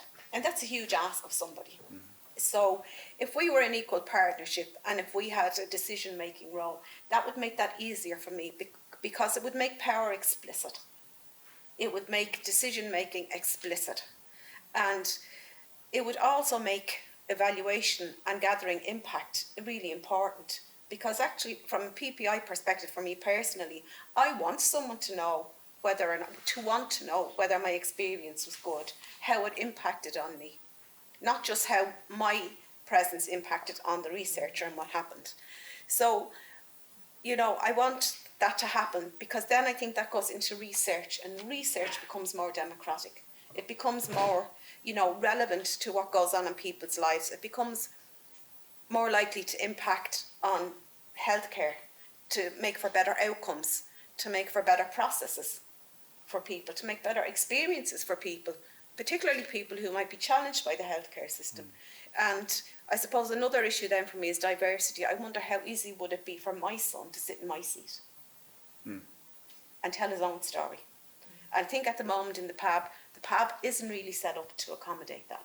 So I think I'd like more diversity. That'd be the main challenge. I mean, these comments resonate very much with the challenges that you set out earlier, Beck. I don't know if you have anything that you wanted to comment on Ger's contribution, that issue of power and the dynamic and the joint decision making.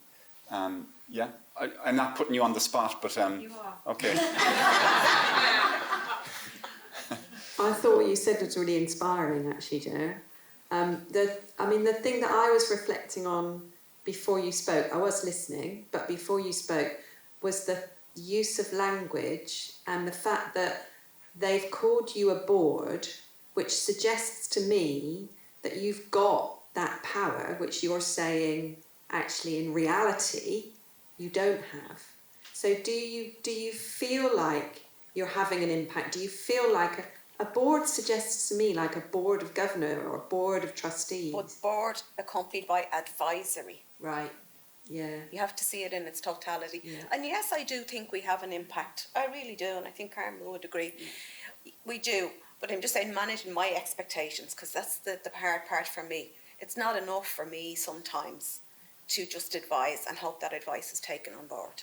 And particularly in research into health and social care, I think we need to broaden the power base, to change the dynamics a little bit, to ensure that it's relevant, to ensure that everybody involved benefits in some way that's good for them. And I think if we're only advising, if we're only influencing, change isn't guaranteed. And I suppose I want change guaranteed. That's just my experience of it. It's not everybody else's. Yes, please, Ingrid. Yeah. Yeah, I was just thinking if you have discussed at any time or what your attitudes are towards more user-driven initiatives. I mean, that's what being asked for.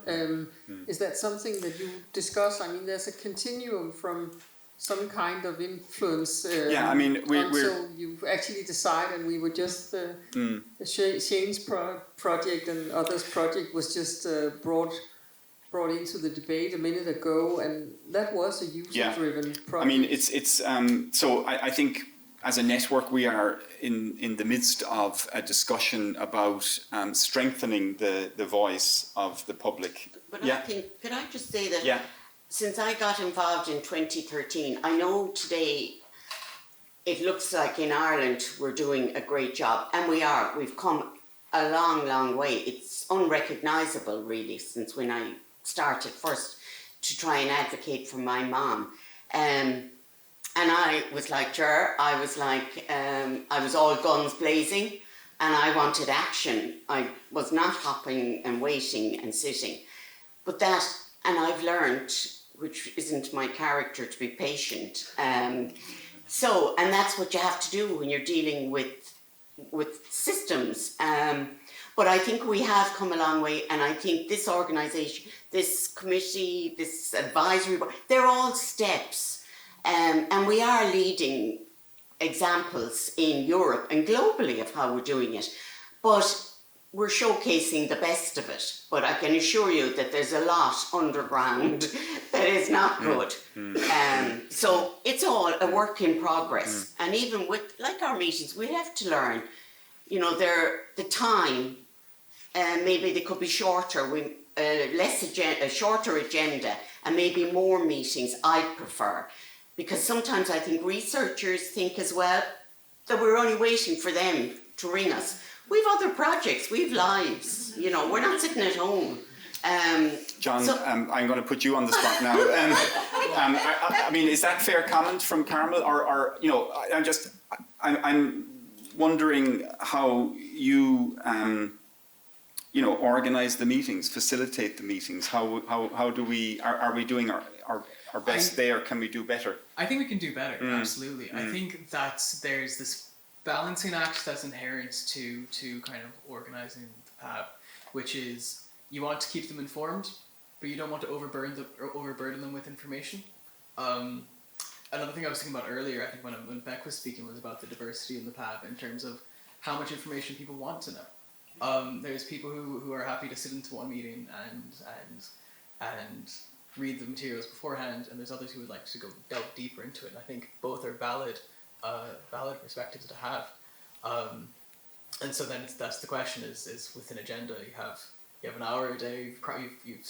You've promised say an hour and a half meeting, and there's 5 items, and how do you get through it, and have deep conversation with each of them, and that's it's something that needs to be teased out further, I think, and discussed with the PAB. Okay.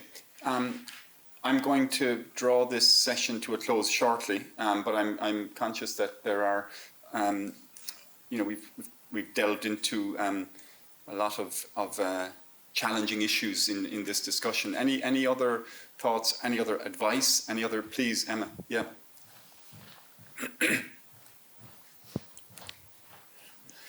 Thank you. I think the point about expectations is really important, because the PAB is set up as an independent external advisory group. And there's the PAB, and then individual places have their own local partners. So I'm a UCD, we would have public partners in our advisory group. We would then have working groups for certain topics who would have public partners in those, and then there's independent research projects who have it all as well. So I think it's this thing about we're a network. We're not a centre, so we don't have a director, we don't have that kind of hierarchical power structure. We're a network of kind of people with the same mission and vision, which is very different from a centre, a research centre, which has a different type of setup. So that piece around the expectation, the change drive, and how that's done, it's done disseminated. It's not done centrally, and that's really, really difficult. But what we need is global, national change, but what we're working at is opening every door as we come to it on local levels and building up as well. So I just think it's really that can't be underestimated, that point that you made. I like sessions that are beneficial for the audience, but are also beneficial for the people who put them together. And this is a good example of that. Thank you for that observation. And I said earlier, it's my fault it's called a board, because it was supposed to be a panel, and I said you can't call it the PAP. I just can't. Every time we talk about the PAP, I just can't. I'm going to finish. I'm going to thank our panelists, our 3 panelists, in a moment. But I'm going to finish with a profound thought. So the other hat I wear is I'm a medic. I work in our health service, and you know, we beat ourselves up as everybody does in the health service. You know, I was in the NHS, working the NHS for 5 years, and all you hear about is its wants and its failings and how it's falling apart. And then you leave the UK, as I did, and you suddenly realise overnight all its strengths. You know, you never. But somebody said one time that, you know, you don't have a health service imposed on you. Your health service reflects you as a society. And I every time I speak those words, I think that it's so profound. It's actually true. And I think part of what we're tackling in Ignite and in our network is, you know, trying to change the world. We're actually tackling things that, you know, our health service is often referred to as 2-tiered. Well, maybe we have a 2-tiered society. You know, the challenges that we're tackling in this discussion are actually societal. So yeah, I think we should continue the conversation and continue. But I want to thank John and Carmel and Ger for giving up their time, and all the PAB who are represented, on the screen. Thank you.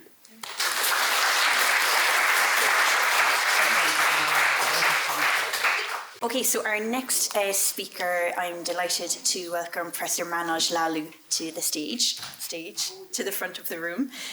So Manoj has come from the University of Ottawa, and he was with us in RCSI yesterday for a brilliant talk with our tissue engineering research group.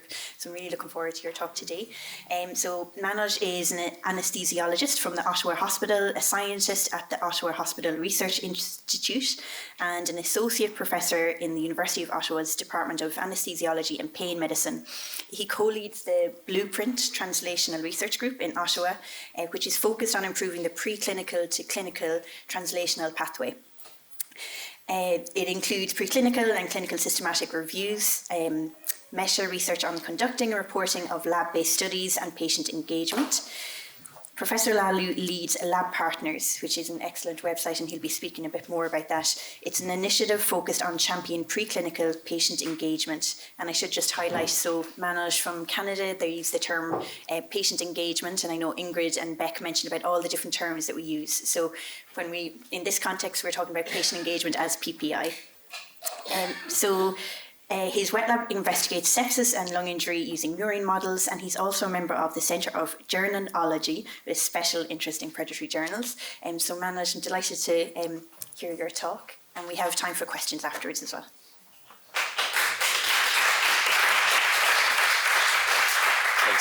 Thanks, Ian, for the introduction. Just start my timer here so I can keep it to 20 minutes.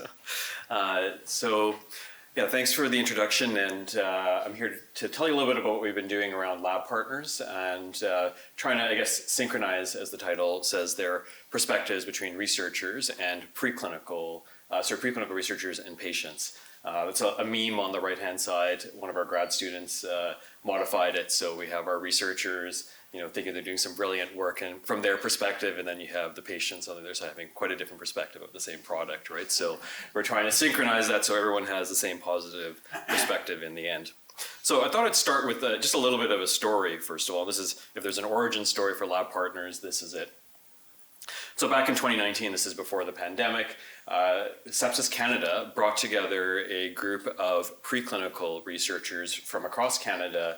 We're all interested in studying, as Niamh mentioned, murine or mouse models of sepsis. And I should mention for sepsis, what we're talking about there is life-threatening infections. So sepsis can often lead patients to be in the intensive care unit on life support as well too. So very serious health condition.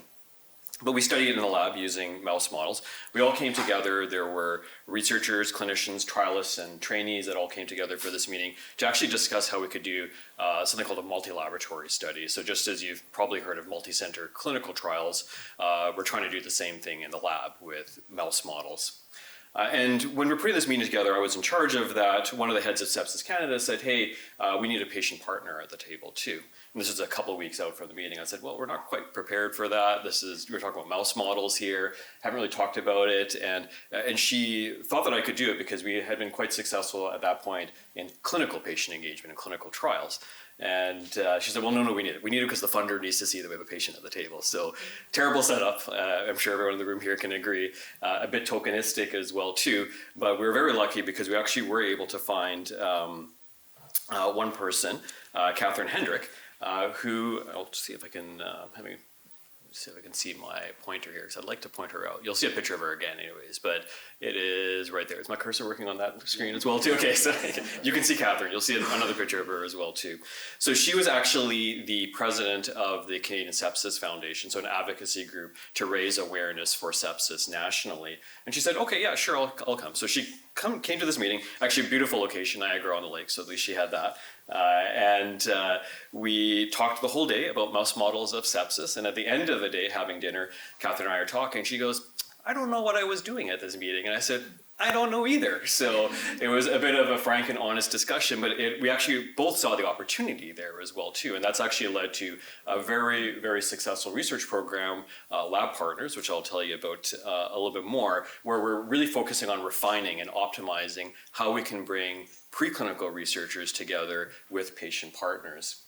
And I should mention, I should have started with this. When I'm talking about preclinical, what am I talking about? I'm talking about research that is conducted in laboratories, usually with animal models and cell models as well too. And when we're talking about preclinical, a lot of preclinical researchers will distinguish themselves from basic scientists as well too, because often preclinical researchers are trying to think about the downstream translation and how what they're doing in cells and animal models might be translated to the bedside to patients as well too. So a little bit of background on when we talk about preclinical, what we actually mean. And it's a really interesting word because just like patient engagement or PPI, there's so many people talking about the same different thing, but we use different terms, unfortunately. So our Lab Partners team, just a quick introduction to them. On the very bottom, I'll just point out our patient partners, Dawn Richards. She's actually a patient partner and she's a co-lead investigator of the Lab Partners program.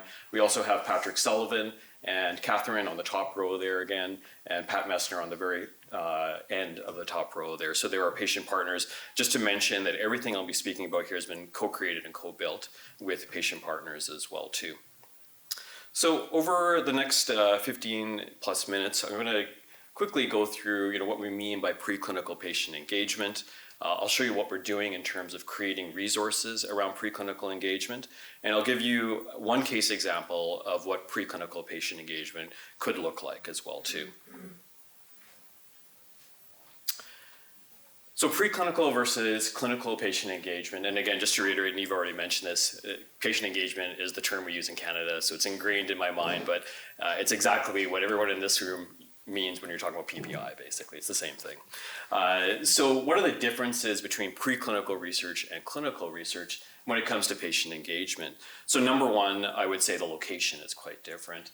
I think some of you might be familiar with what a laboratory looks like. It is a very, very different setting from the clinical setting or the hospital setting or the clinic setting that many of us are used to and many patient partners are used to. I know in our institution, it's behind actual security doors and locked doors. You can't get in there without passes. And you can't even set foot in the labs unless you've done many, many learning modules, unfortunately, and in-person, hands-on training as well. So there's this location difference. I think the backgrounds are different as well too. Preclinical researchers, I think, are a little bit further away from our patient partners and the conversations that they're used to having around research. And that really plays into this language difference as well too. And of course, that language difference exists also in clinical patient engagement, we all know that. However, I'd say it's even just a little bit further apart when you're talking about preclinical researchers and they're speaking about, again, often mouse models or animal models or cell models of a health condition and our patient partners on the other side. So need to have a bit more of a discourse on creating a common language. And then finally, training, I'd say it's quite different. Many people who are involved in clinical research have had some training. I know as myself as an anesthesiologist, we have training to basically interact and speak with people from all different walks of life. I would suggest that preclinical researchers don't necessarily have that training, right? So again, there is a bit of a training difference there as well. However, with all that being said, our group and others believe that patient engagement in preclinical research is important. We think we have the opportunity here to align research priorities very early in that translational pipeline with the downstream priorities of patients and the public as well too. Ultimately, we think with that better alignment, we might be able to reduce research waste. And what we've seen, even firsthand, is it really fosters bi-directional learning between researchers and patient partners. I think there's exciting opportunities that exist there. And then also researcher motivation. And I can actually speak from my own personal experience. Before I did or entered into medicine, I actually completed my PhD in the lab. So I actually studied sepsis in rat and mouse models. And throughout those 4+ years of studying sepsis, day in, day out, many weekends as well too, I never met a single person or interacted with a single person who had a lived experience of sepsis, which is a little bit bizarre when you think about it, right? So you dedicate your whole life to studying a health condition, but you never get that opportunity to interact So luckily that's changed. So everyone in my lab, for instance, all our trainees, they get the opportunity to interact with we have a patient panel, all of whom have had some sort of lived experience with sepsis. And talking to them and talking to other labs where they've done similar, they say that these trainees are saying, well, this is so great. I come in every day, 75% of what I do in the lab doesn't work. And this is just the way a lot of preclinical lab research actually works. There's lots of failure there, and it's very frustrating. And often you're thinking, well, what am I doing with my life? But then having this conversation and understanding what that health condition is like helps them refocus, and again, increases their motivation to continue on with what they're doing. So I thought I'd dive into a little bit about what Lab Partners has been doing on the research side of things. One of the first things that we did was actually a scoping review of preclinical patient engagement. So we looked in published literature, as well we looked on the web to see if we could see any examples of preclinical patient engagement.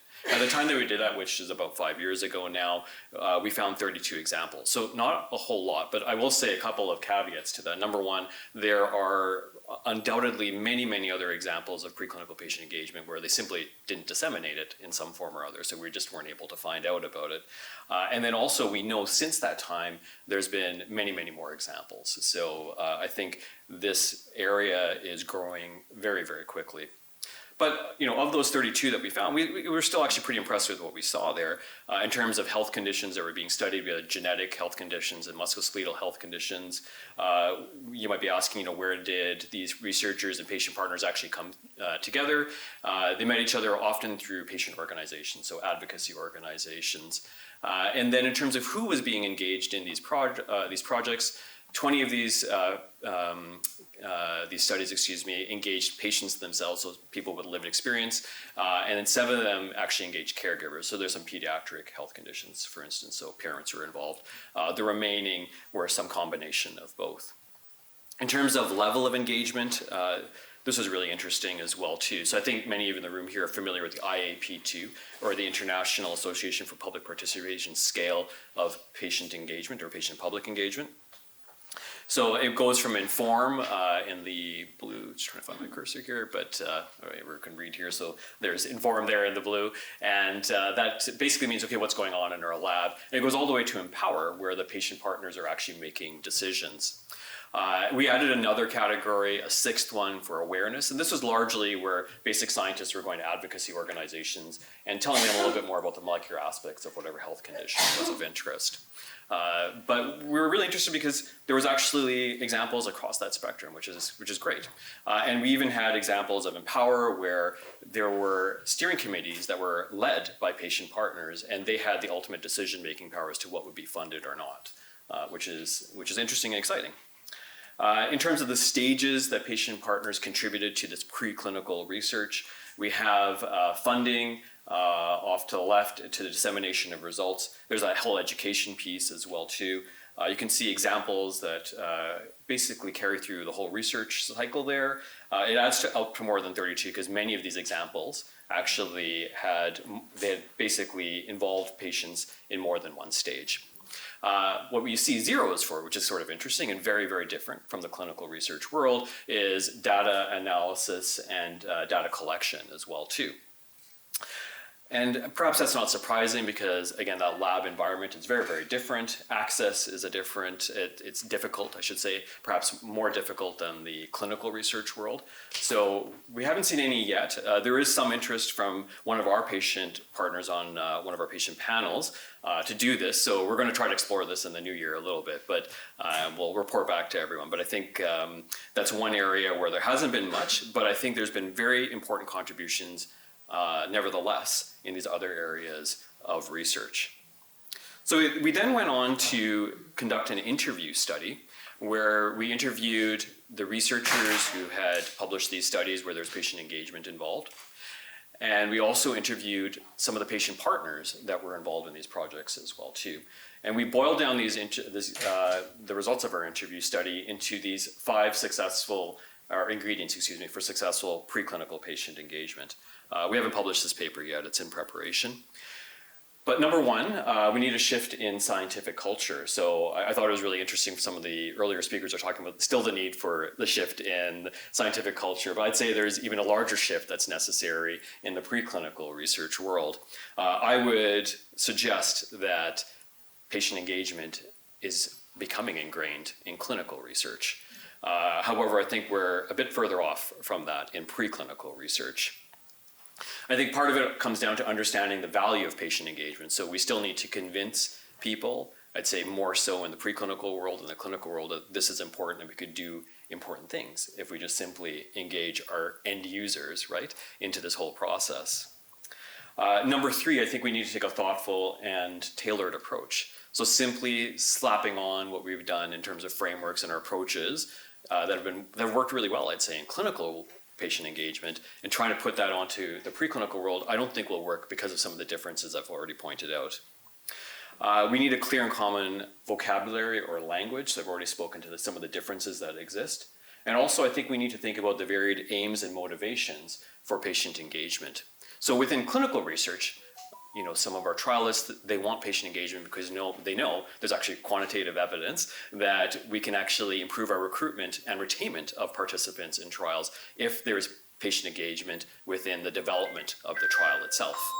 So what are the biosimilars to that within the preclinical world? And we need to think about that, right? And I think every single research group is going to be a little bit different as to why they would want to have patient engagement or how that might improve what they're doing in the lab. I also wanted to point out some excellent work that's been done locally here as well too, led by Michelle Flood's group, and I think Podrick is first author of this as well too. So I was highlighting another paper yesterday, so this is he's in the back here. So this was an interview study where they were interviewing patients in public in terms of their perspectives on preclinical spinal cord research. And what's really interesting here is that they picked up many of the same themes that we had and I've already discussed here, which is appreciating the benefits despite the knowledge gaps. They found that informed perspectives of people living with spinal cord injury can improve preclinical research relevance. And then third, barriers, accessibility issues. I already talked about that. Lab environment's quite different. And also, many people with spinal cord injury are also have mobility issues, so they're in wheelchairs. So you can think that not very many labs, I would say, are accessible completely to people in wheelchairs. And facilitators, personal contact and dialogue. So I think that rings through both in clinical patient engagement and in preclinical patient engagement. Other work that we're continuing on, and this is work that we're, at least this slide is work that we've actually completed over the last couple of years now. And I'll tell you a little bit about what we're planning over the next 2 years as well. So we've started to develop a process framework for preclinical patient engagement. It builds off much of the success that has occurred in clinical patient engagement, but we're also recognizing many of the differences that do exist. So we've put together a group that includes preclinical researchers, patient partners, and other collaborators and interest holders. And we've had a series of meetings where we talked about, what are these ingredients that will make preclinical patient engagement successful? And we've come up then with a framework which includes these components. I'm not going to go through all of them, but basically, if you want to think about it, almost like a protocol. And I say protocol because preclinical researchers love protocols. Everything we do in the lab is based on protocols. So this is a bit of a protocol on preclinical patient engagement. And we're hoping to build a resource where preclinical researchers and interested patient partners could go to this and say, okay, how could we make this work around our lab research? But introduce what patient engagement is, who can be involved, what stages can people be involved. We're going to have case studies and other resources there to make sure or do as best a job we can to ensure that that preclinical patient engagement is successful. Next steps, and we're hoping that maybe some of the folks in the room here might be interested in some of these next steps. We're actually putting together an international consensus building survey, a Delphi survey for some of you that might be familiar with that term. It's several rounds where we're going to have different interest holders vote on what we've put together for the framework. We're looking for lots of feedback as well. We're open to that. And we're going to go through several rounds to basically refine that framework further with international input. I should mention here that Dr. Michelle Flood is actually on our international advisory board as well for this. So we've put together an international advisory board who's also provided a lot of input to make sure that our framework is well informed. So we're looking for people to provide feedback on the draft framework, participate in the Delphi, and explore our one-stop website, which I'll show next. And I should mention, I forgot to mention the last point on the very bottom of the left-hand side there, which is that we're actually pilot testing this framework with 10 different groups. These are laboratory researchers, largely in Canada. There might be an opportunity for, if there is some interest in Ireland, to have another group as well too, where we're basically pairing our research teams with patient partners, a bit of a forced marriage. And then we're going to see how that all works out with a draft framework and what comes out of it at the end of 3 sessions, which are going to be facilitated as well. So our website, I encourage you to take a look at it. It's labpartners.ca, so not .com, but .ca. And this is what you'll come to on the homepage there. We have resources for different interest holders. So if you're a researcher, you can press that tab there. If you're a patient partner, you can press the middle tab. If you're an organization looking to support preclinical patient engagement, you can press that tab as well too. And what I'll say here is that we're just beginning to populate this whole website. There's lots of stuff already there, but I think we're going to be refining that and optimizing that over the next couple of years as well too. And if there's anyone in this room here who'd like to contribute to that website with your resources or have us point to your organizations, totally happy to do that as well too. In fact, we're encouraging it. So I'm just going to check my time here. I'll finish off with a case study here, and this is actually finishing off with where we began, which is our National Preclinical Sepsis Platform. So we're several years into it now. There's 6 labs from across the country where we're all coming together to do this multi-laboratory study. And through all of this, we've actually had our patient panel. So Catherine is right, third person from the top there, and she stuck with us. So she didn't run away after that first meeting, which is great. And we also have Sahar, Marie Maxime, and Laurie Prue also involved. And in terms of a concrete example of what they've done, well, they've actually attended, or we've at least invited them to every one of our monthly meetings. These are national meetings that occur virtually, and we talk about basically putting together this multi-laboratory study. So they provided input in the background and participated in those meetings. And in one of those meetings, we were talking about some of the biomarkers that we were interested in looking at in this mouse model. And several of our patient partners said, okay, that's great, but what about the things that we were hearing about when we were in the unit or when our loved one was in the intensive care unit? For instance, blood gases. And we thought, okay, well, actually, that's a great idea. Blood gases and arterial blood gases are very relevant clinical measures. So that prompted us to actually buy blood analysis devices for all of the 6 labs, and we're now measuring that in our murine mouse model as well too, in our final experiments that we're doing. So I think a very firm example of how they've influenced and changed what we've done in the lab. I'll give almost last word to Catherine. I have a summary slide right after this.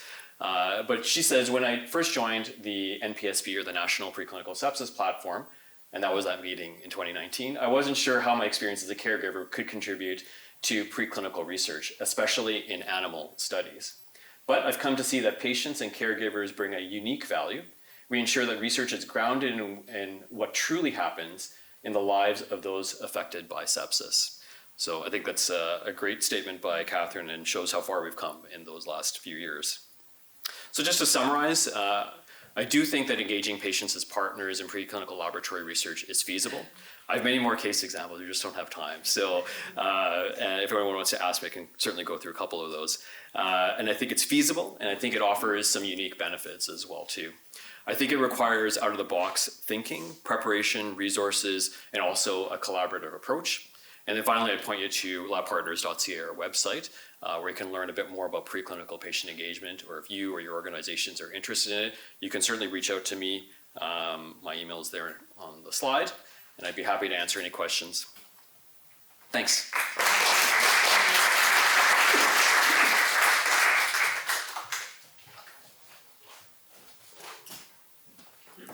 Keep you here, Melody. Oh, That's okay, sorry. Yeah, Yeah, so yeah, we do yeah. have a couple of minutes for questions if anyone wants any. Yeah. Hi, Emma. Thank you. As a lot of people know, this is my area of love as well, and how I came into this field. I just wanted to ask you something that's come up a lot to me is, and it's related to EDI as well. A lot of preclinical researchers have gone into it because they can be in the lab away from people. Yeah. So there is that issue around when we open it up much more widely. Yeah. Yes, it builds their skills, but for some of them, it has been an active part of the choice in their career, is that they've chosen something away from it. So how do we help support them without terrifying them? Mm-hmm. And I mean, from your experience, has it been more of the senior scientists that you've encountered with that attitude, or more of the trainees and junior scientists? Like, it's a bit of a mix, you Okay. know, and I would do a lot of work with data scientists as well. Okay. You Yeah, I know? wasn't thinking about them. Yeah. Okay. Yeah, and it's a bit of a mix, and usually what I say is you don't have to talk, but you have to be there and listen. Yeah. But getting them to that place, you know, it requires a lot of skills that they don't have. Right. Yeah. Yeah. Because the reason I asked that question, because I've certainly encountered that, but it's been almost exclusively with very senior scientists. We see quite the opposite with the trainees. So I think some of the work that we heard about earlier today is brilliant. It's great in terms of just, you don't even have to involve the principal, the senior investigators, right? You just have the PhD students alone, right? And so I think it's great. I think let's actually, generate some ideas on how we could bring that back, because that's actually been a bit of a barrier, I'd say, because the trainees are so excited, like, oh, I heard about this, and let me go back to my lab, and the principal, the senior investigators, like, oh no, we don't do that. Right? So it's a bit disappointing, and I like your solution, which is that you don't have to necessarily actively participate, but you're in a team, you lead a team. Maybe other team members would be interested. That's certainly almost always been the case when I've run into a situation like that. And I love what you said, which is just be there to listen at the very least, and that might change your perspective, right? So. I might actually move on to the panel now. Oh, sure. Okay. Yeah. Just because of time, so I'll pass over to Sean, but I meant to mention earlier, on all of your seats there is an evaluation form, so we would be very grateful if you could take a few minutes before you leave the room just to complete. You can drop them on the table outside on your way, and there's pens over on the table as well if anyone needs any. Okay. Am I on? Yes. Sharing panel. Yeah. And who do I invite on? Yeah. Actually, while we're waiting for the panel, I'll ask Manoj a second question. Just one of our colleagues in the Health Research Board has told us that she knows how to find out if a research grant application is serious about what they say about PPI or patient engagement, which is basically to look at the budget. Yeah. Oh yeah, 100%. And I suppose my question is, I don't work in a lab, but I know a lot of laboratory researchers, and the various agents and reagents and whatever. It's a very costly business. Are people willing to put money into patient engagement and to do it properly, as it were? I'm thinking in terms of reimbursement and so on. Yeah. So it was what Beck was talking about earlier today in terms of that conversation around compensation is a huge issue in Canada. We've actually just organized during the summertime a national conference on that particular issue. So very, very important, I'd say, and I have thought about this a great deal. We certainly budget for it with us, and you know what? Honestly, everything we use in the lab is so expensive that when you actually get down to the budget for meaningful patient engagement, it is a tiny fraction of the overall budget. So that's one way to think about it. And I completely agree, because now we're even seeing people put patient engagement but not actually budgeting for that. But I've been on federal panels now where they basically pushed back and said, well, you're saying you're having this, but there's actually no there's no, not just monetary, but also there's no writing around acknowledgement, period, right? So whatever that might look like. So invite everyone else up as well, if that's okay. Yep. So we have Beck, yes please, and we have Ingrid and Carmel. So just grab a chair. Sean took the chair's prerogative there and just asked his question.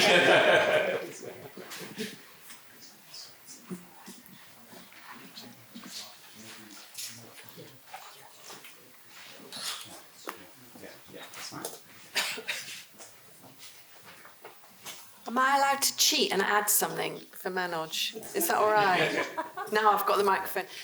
We've done nothing like as posh as what you've done. It sounds like your project is amazing, but we did something similar looking at involvement in lab.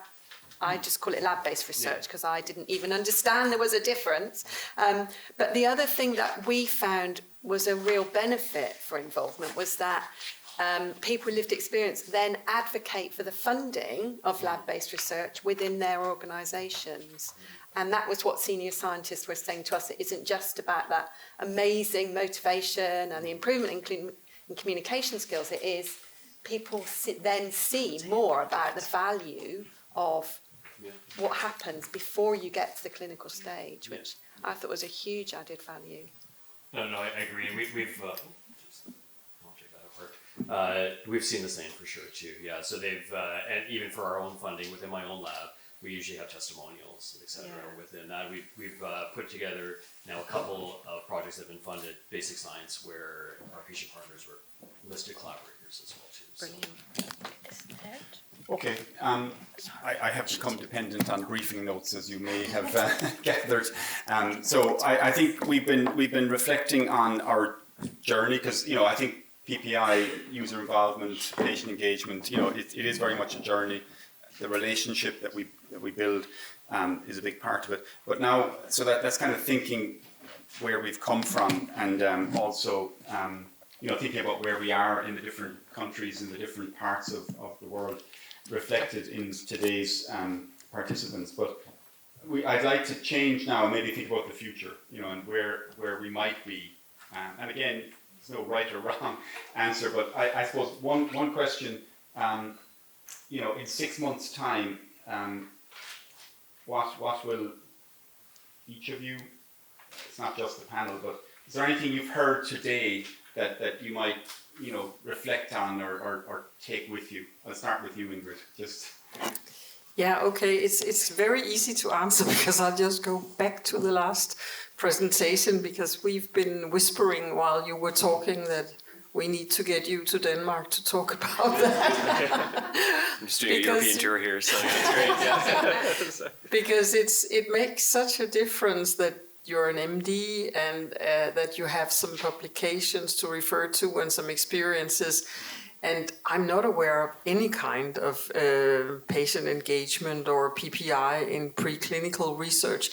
And I can think of a few people, very senior people, who might be interested, particularly if we had somebody like you to talk about it. And also what we saw at Trinity this morning, is it Patrick? Well,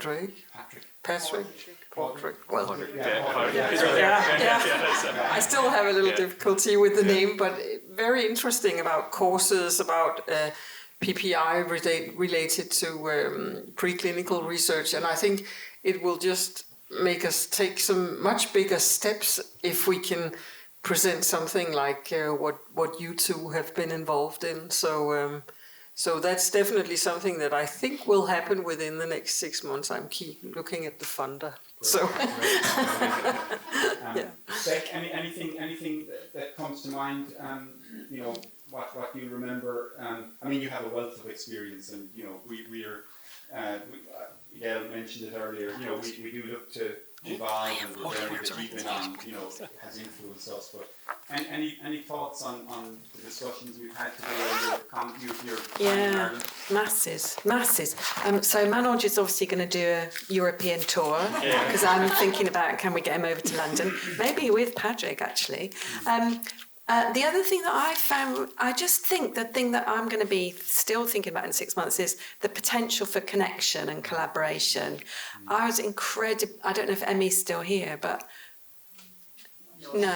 So I'm just incredibly struck by Emmy's PhD shared learning group. 150 people. And I'd love to know the pie chart of where they all are. Yeah. They're definitely not all in Ireland, I would think. No, I'm sure. Yeah. So I was very, very struck by that too. But lots of things, just you hear things like what you guys are doing in Denmark, and you think, I could really learn from that. I really want to hear more about that. And that's why this event that you guys run is so valuable. It's great. So thank you. Thanks.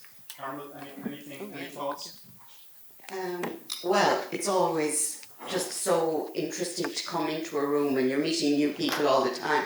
But every country is obviously having all similar issues around PPI, and it's the budget being a big thing. So, but I think we've come on in leaps and bounds. I don't know, in 6 months' time, will there be huge changes? But we'll build on where we're going, and I just love, as somebody from Ireland, to be able to now get involved globally and give examples of our PPI and give our structure, which is when they're setting up. And I won't go on a PPI group unless they have terms of reference and they have guidelines, and I give the PPI guidelines from here to start up, because if it doesn't start with that respect and trust, then it's not going to build and we're not going to be equal partners. So. Thank you.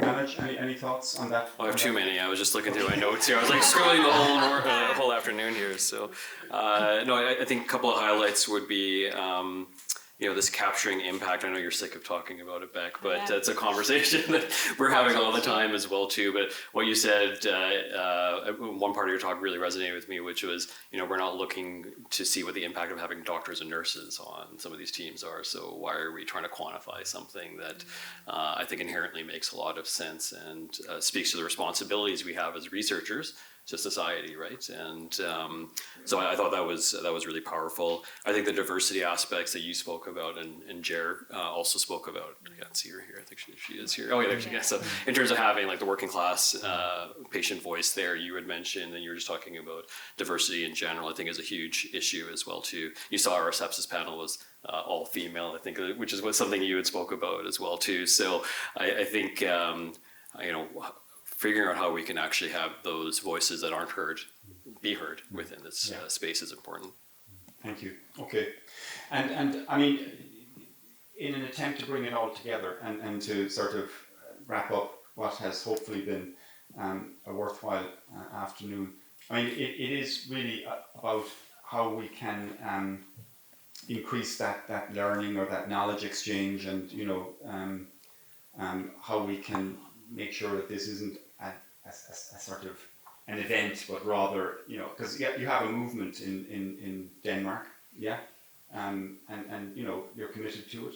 I don't think it's a one cycle. I mean, Ingrid talked about bringing it to your board, and obviously you have a process.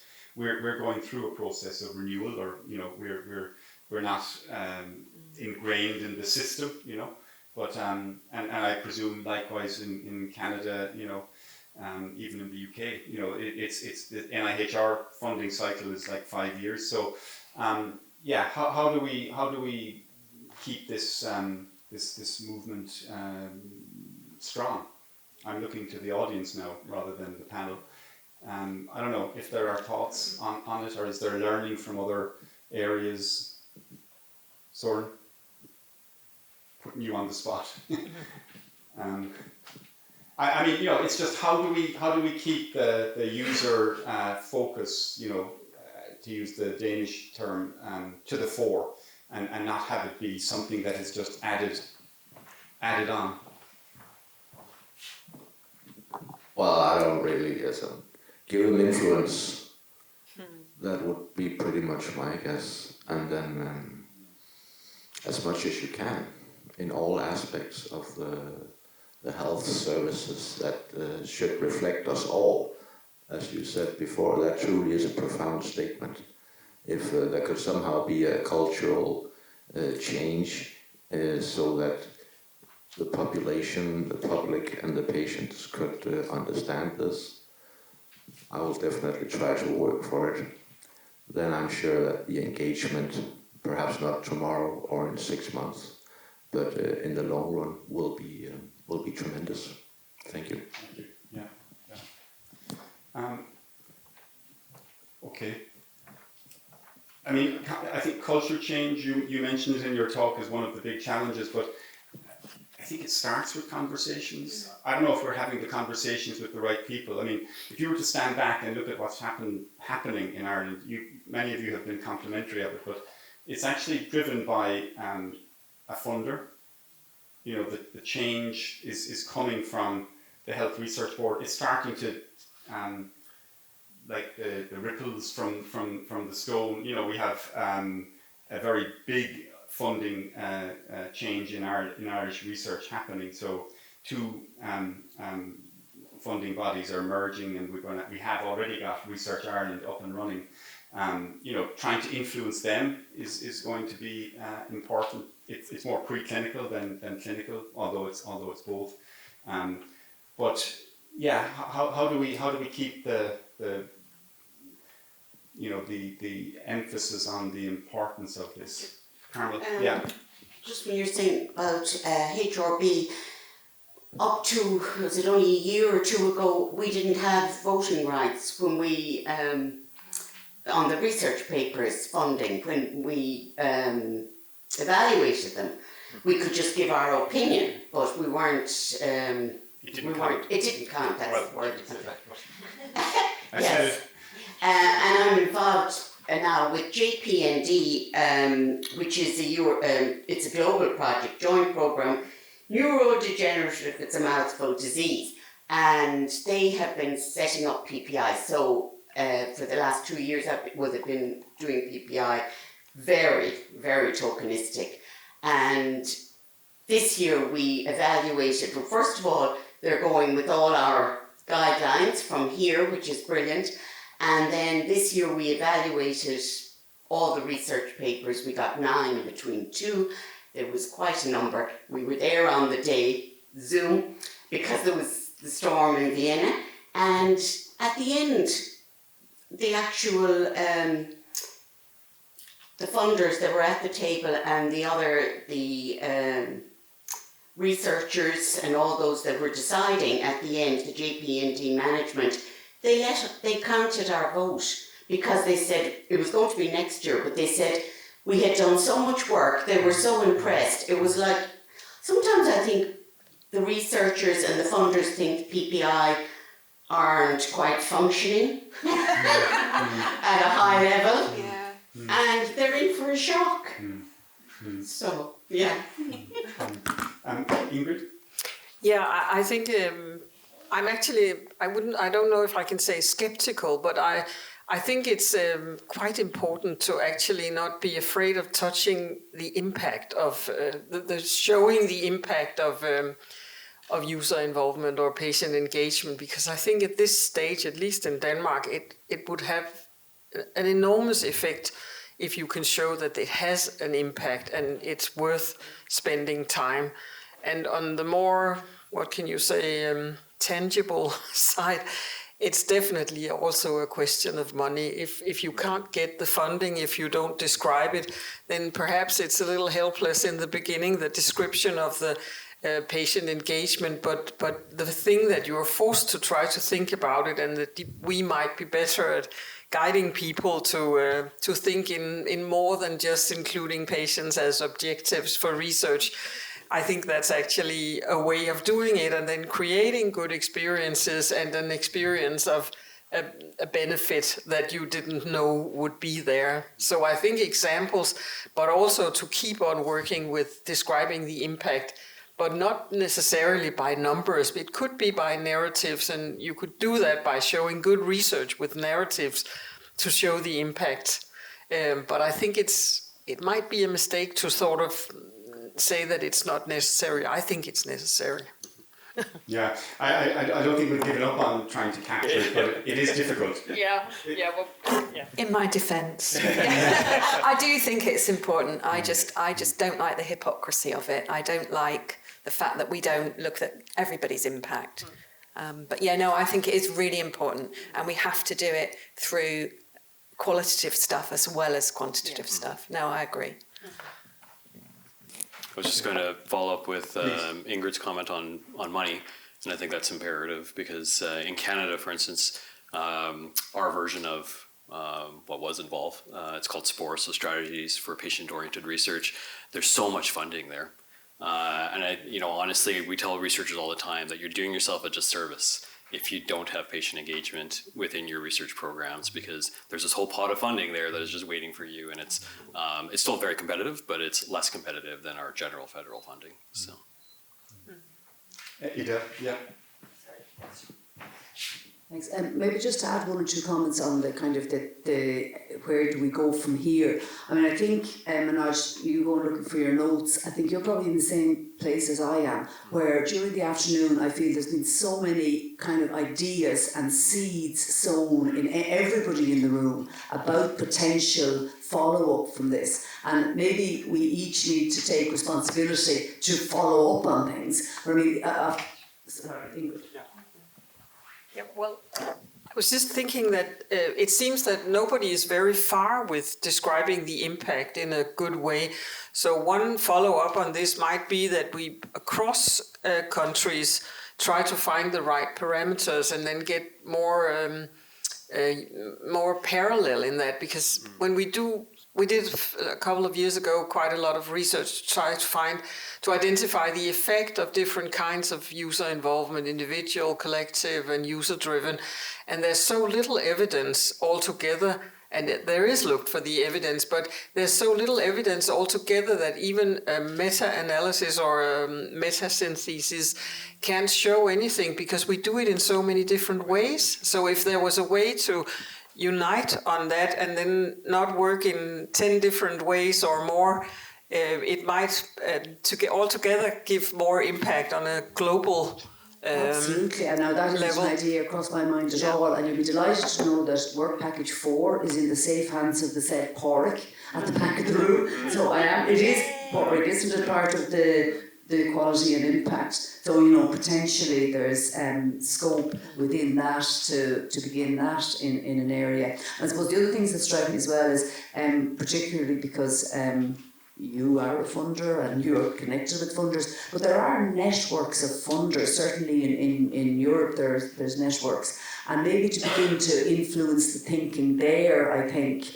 is a fantastic opportunity to change. I'm really impressed with how quickly ye have moved in DGEA to bring public reviewing on the table, and I would say your experiences in terms of the quality of what you got back is probably very similar to what the HRB got initially. You know, and again, I suppose earlier in the day we were talking about the fact that in Ireland we have learnt from what has happened maybe in the UK and Australia, and therefore progressed more quickly. So I think now you're doing the same. And even to connect the DGEA to the HRB, you know, there's a lot of scope on the funding side.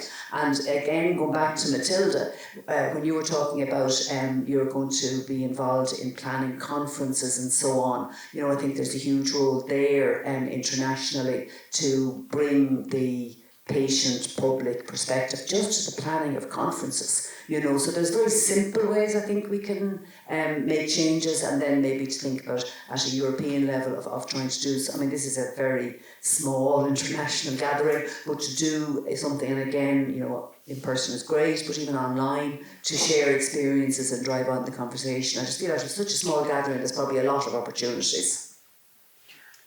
Behind you. I'm listening to everything, and I'm struck by impact and budget, and I think there's a risk that we can go down the road of tokenism with PPI involvement if we're only budget driven. And I think there's a risk we can go down the road of tokenism if we don't look at impact from the perspective of how it improves the research, but also involving the PPI contributor and asking them what was the experience like for them, so we can build good PPI involvement, because we can't be tokenistic with this, it's too important. Totally agree, yeah. That seems like an appropriate note on which to, unless there are any final thoughts or comments from the panel. Just, if the evaluation, if it's not it's not going to be always positive, I can guarantee you it won't be always positive, because we have lots of negative experiences with PPI. And then sometimes when you raise that and you give the feedback to the researcher or the organisation, they cut you out because they don't want to hear that. So then you're just trouble with a capital T, and they will get people that will just agree with them and nod, and that's where it is tokenistic. So it would be lovely to see, it has to be brought to everybody's on the same page and shown. There has to be evaluation of research projects as well. There's an awful lot of repeat research, duplicated, wasted. So there's so much funding there wasted, and I think PPI can bring that to light. And so sometimes they don't want to hear our voice, because that's what we are. We're criticising. That's why we're there. It's to improve it. Yeah. And maybe just to wrap up, we did an exercise because we had to on impact, and we found a tool that was developed by the consortium, I think, in the EU for big organizations, big research infrastructures. RI was the abbreviation, like CERN and these huge research things. But it's actually, even though I really, your comment about you're fed up of like impact is taking time from doing the work, trying that worry about measuring impact. But the thing I took from it, because I don't claim to be an expert on impact, but there are lots of different spheres in which you can have impact. The traditional academic one in terms of publications and research, or impact factor and economic, but actually societal impact. I think that's what we should perhaps focus on. Having the conversations that you talked about there, and maybe that's how, because I think that's a harder one. It's hard to change the societal the way we do things, but we have at least 4 countries represented here, and maybe that's something we can come back to. It's great that we have recorded this, and it's great that we can revisit it, but maybe we should revisit it in 6 or 12 months, and maybe arrange something by way of update. Okay. Are we happy to wrap up? Yeah. So I'd like to just, and I haven't prepared any list of people to thank, but our colleagues in RCSI, Michelle, who was here, Niamh, and then, and then our colleagues, thank the IHREC for this lovely space. Thank Idel and John from the National Office. Thank our panel, who've come from far and wide, particularly those who've come to Ireland to join us, and our colleagues from Denmark, but also just to thank yourselves, for your fulsome participation and, for bringing your energy into the room. I hope this isn't the end of the conversation. I hope that we can continue it, and we'll certainly look for opportunities, but thank you and safe home. Thank you.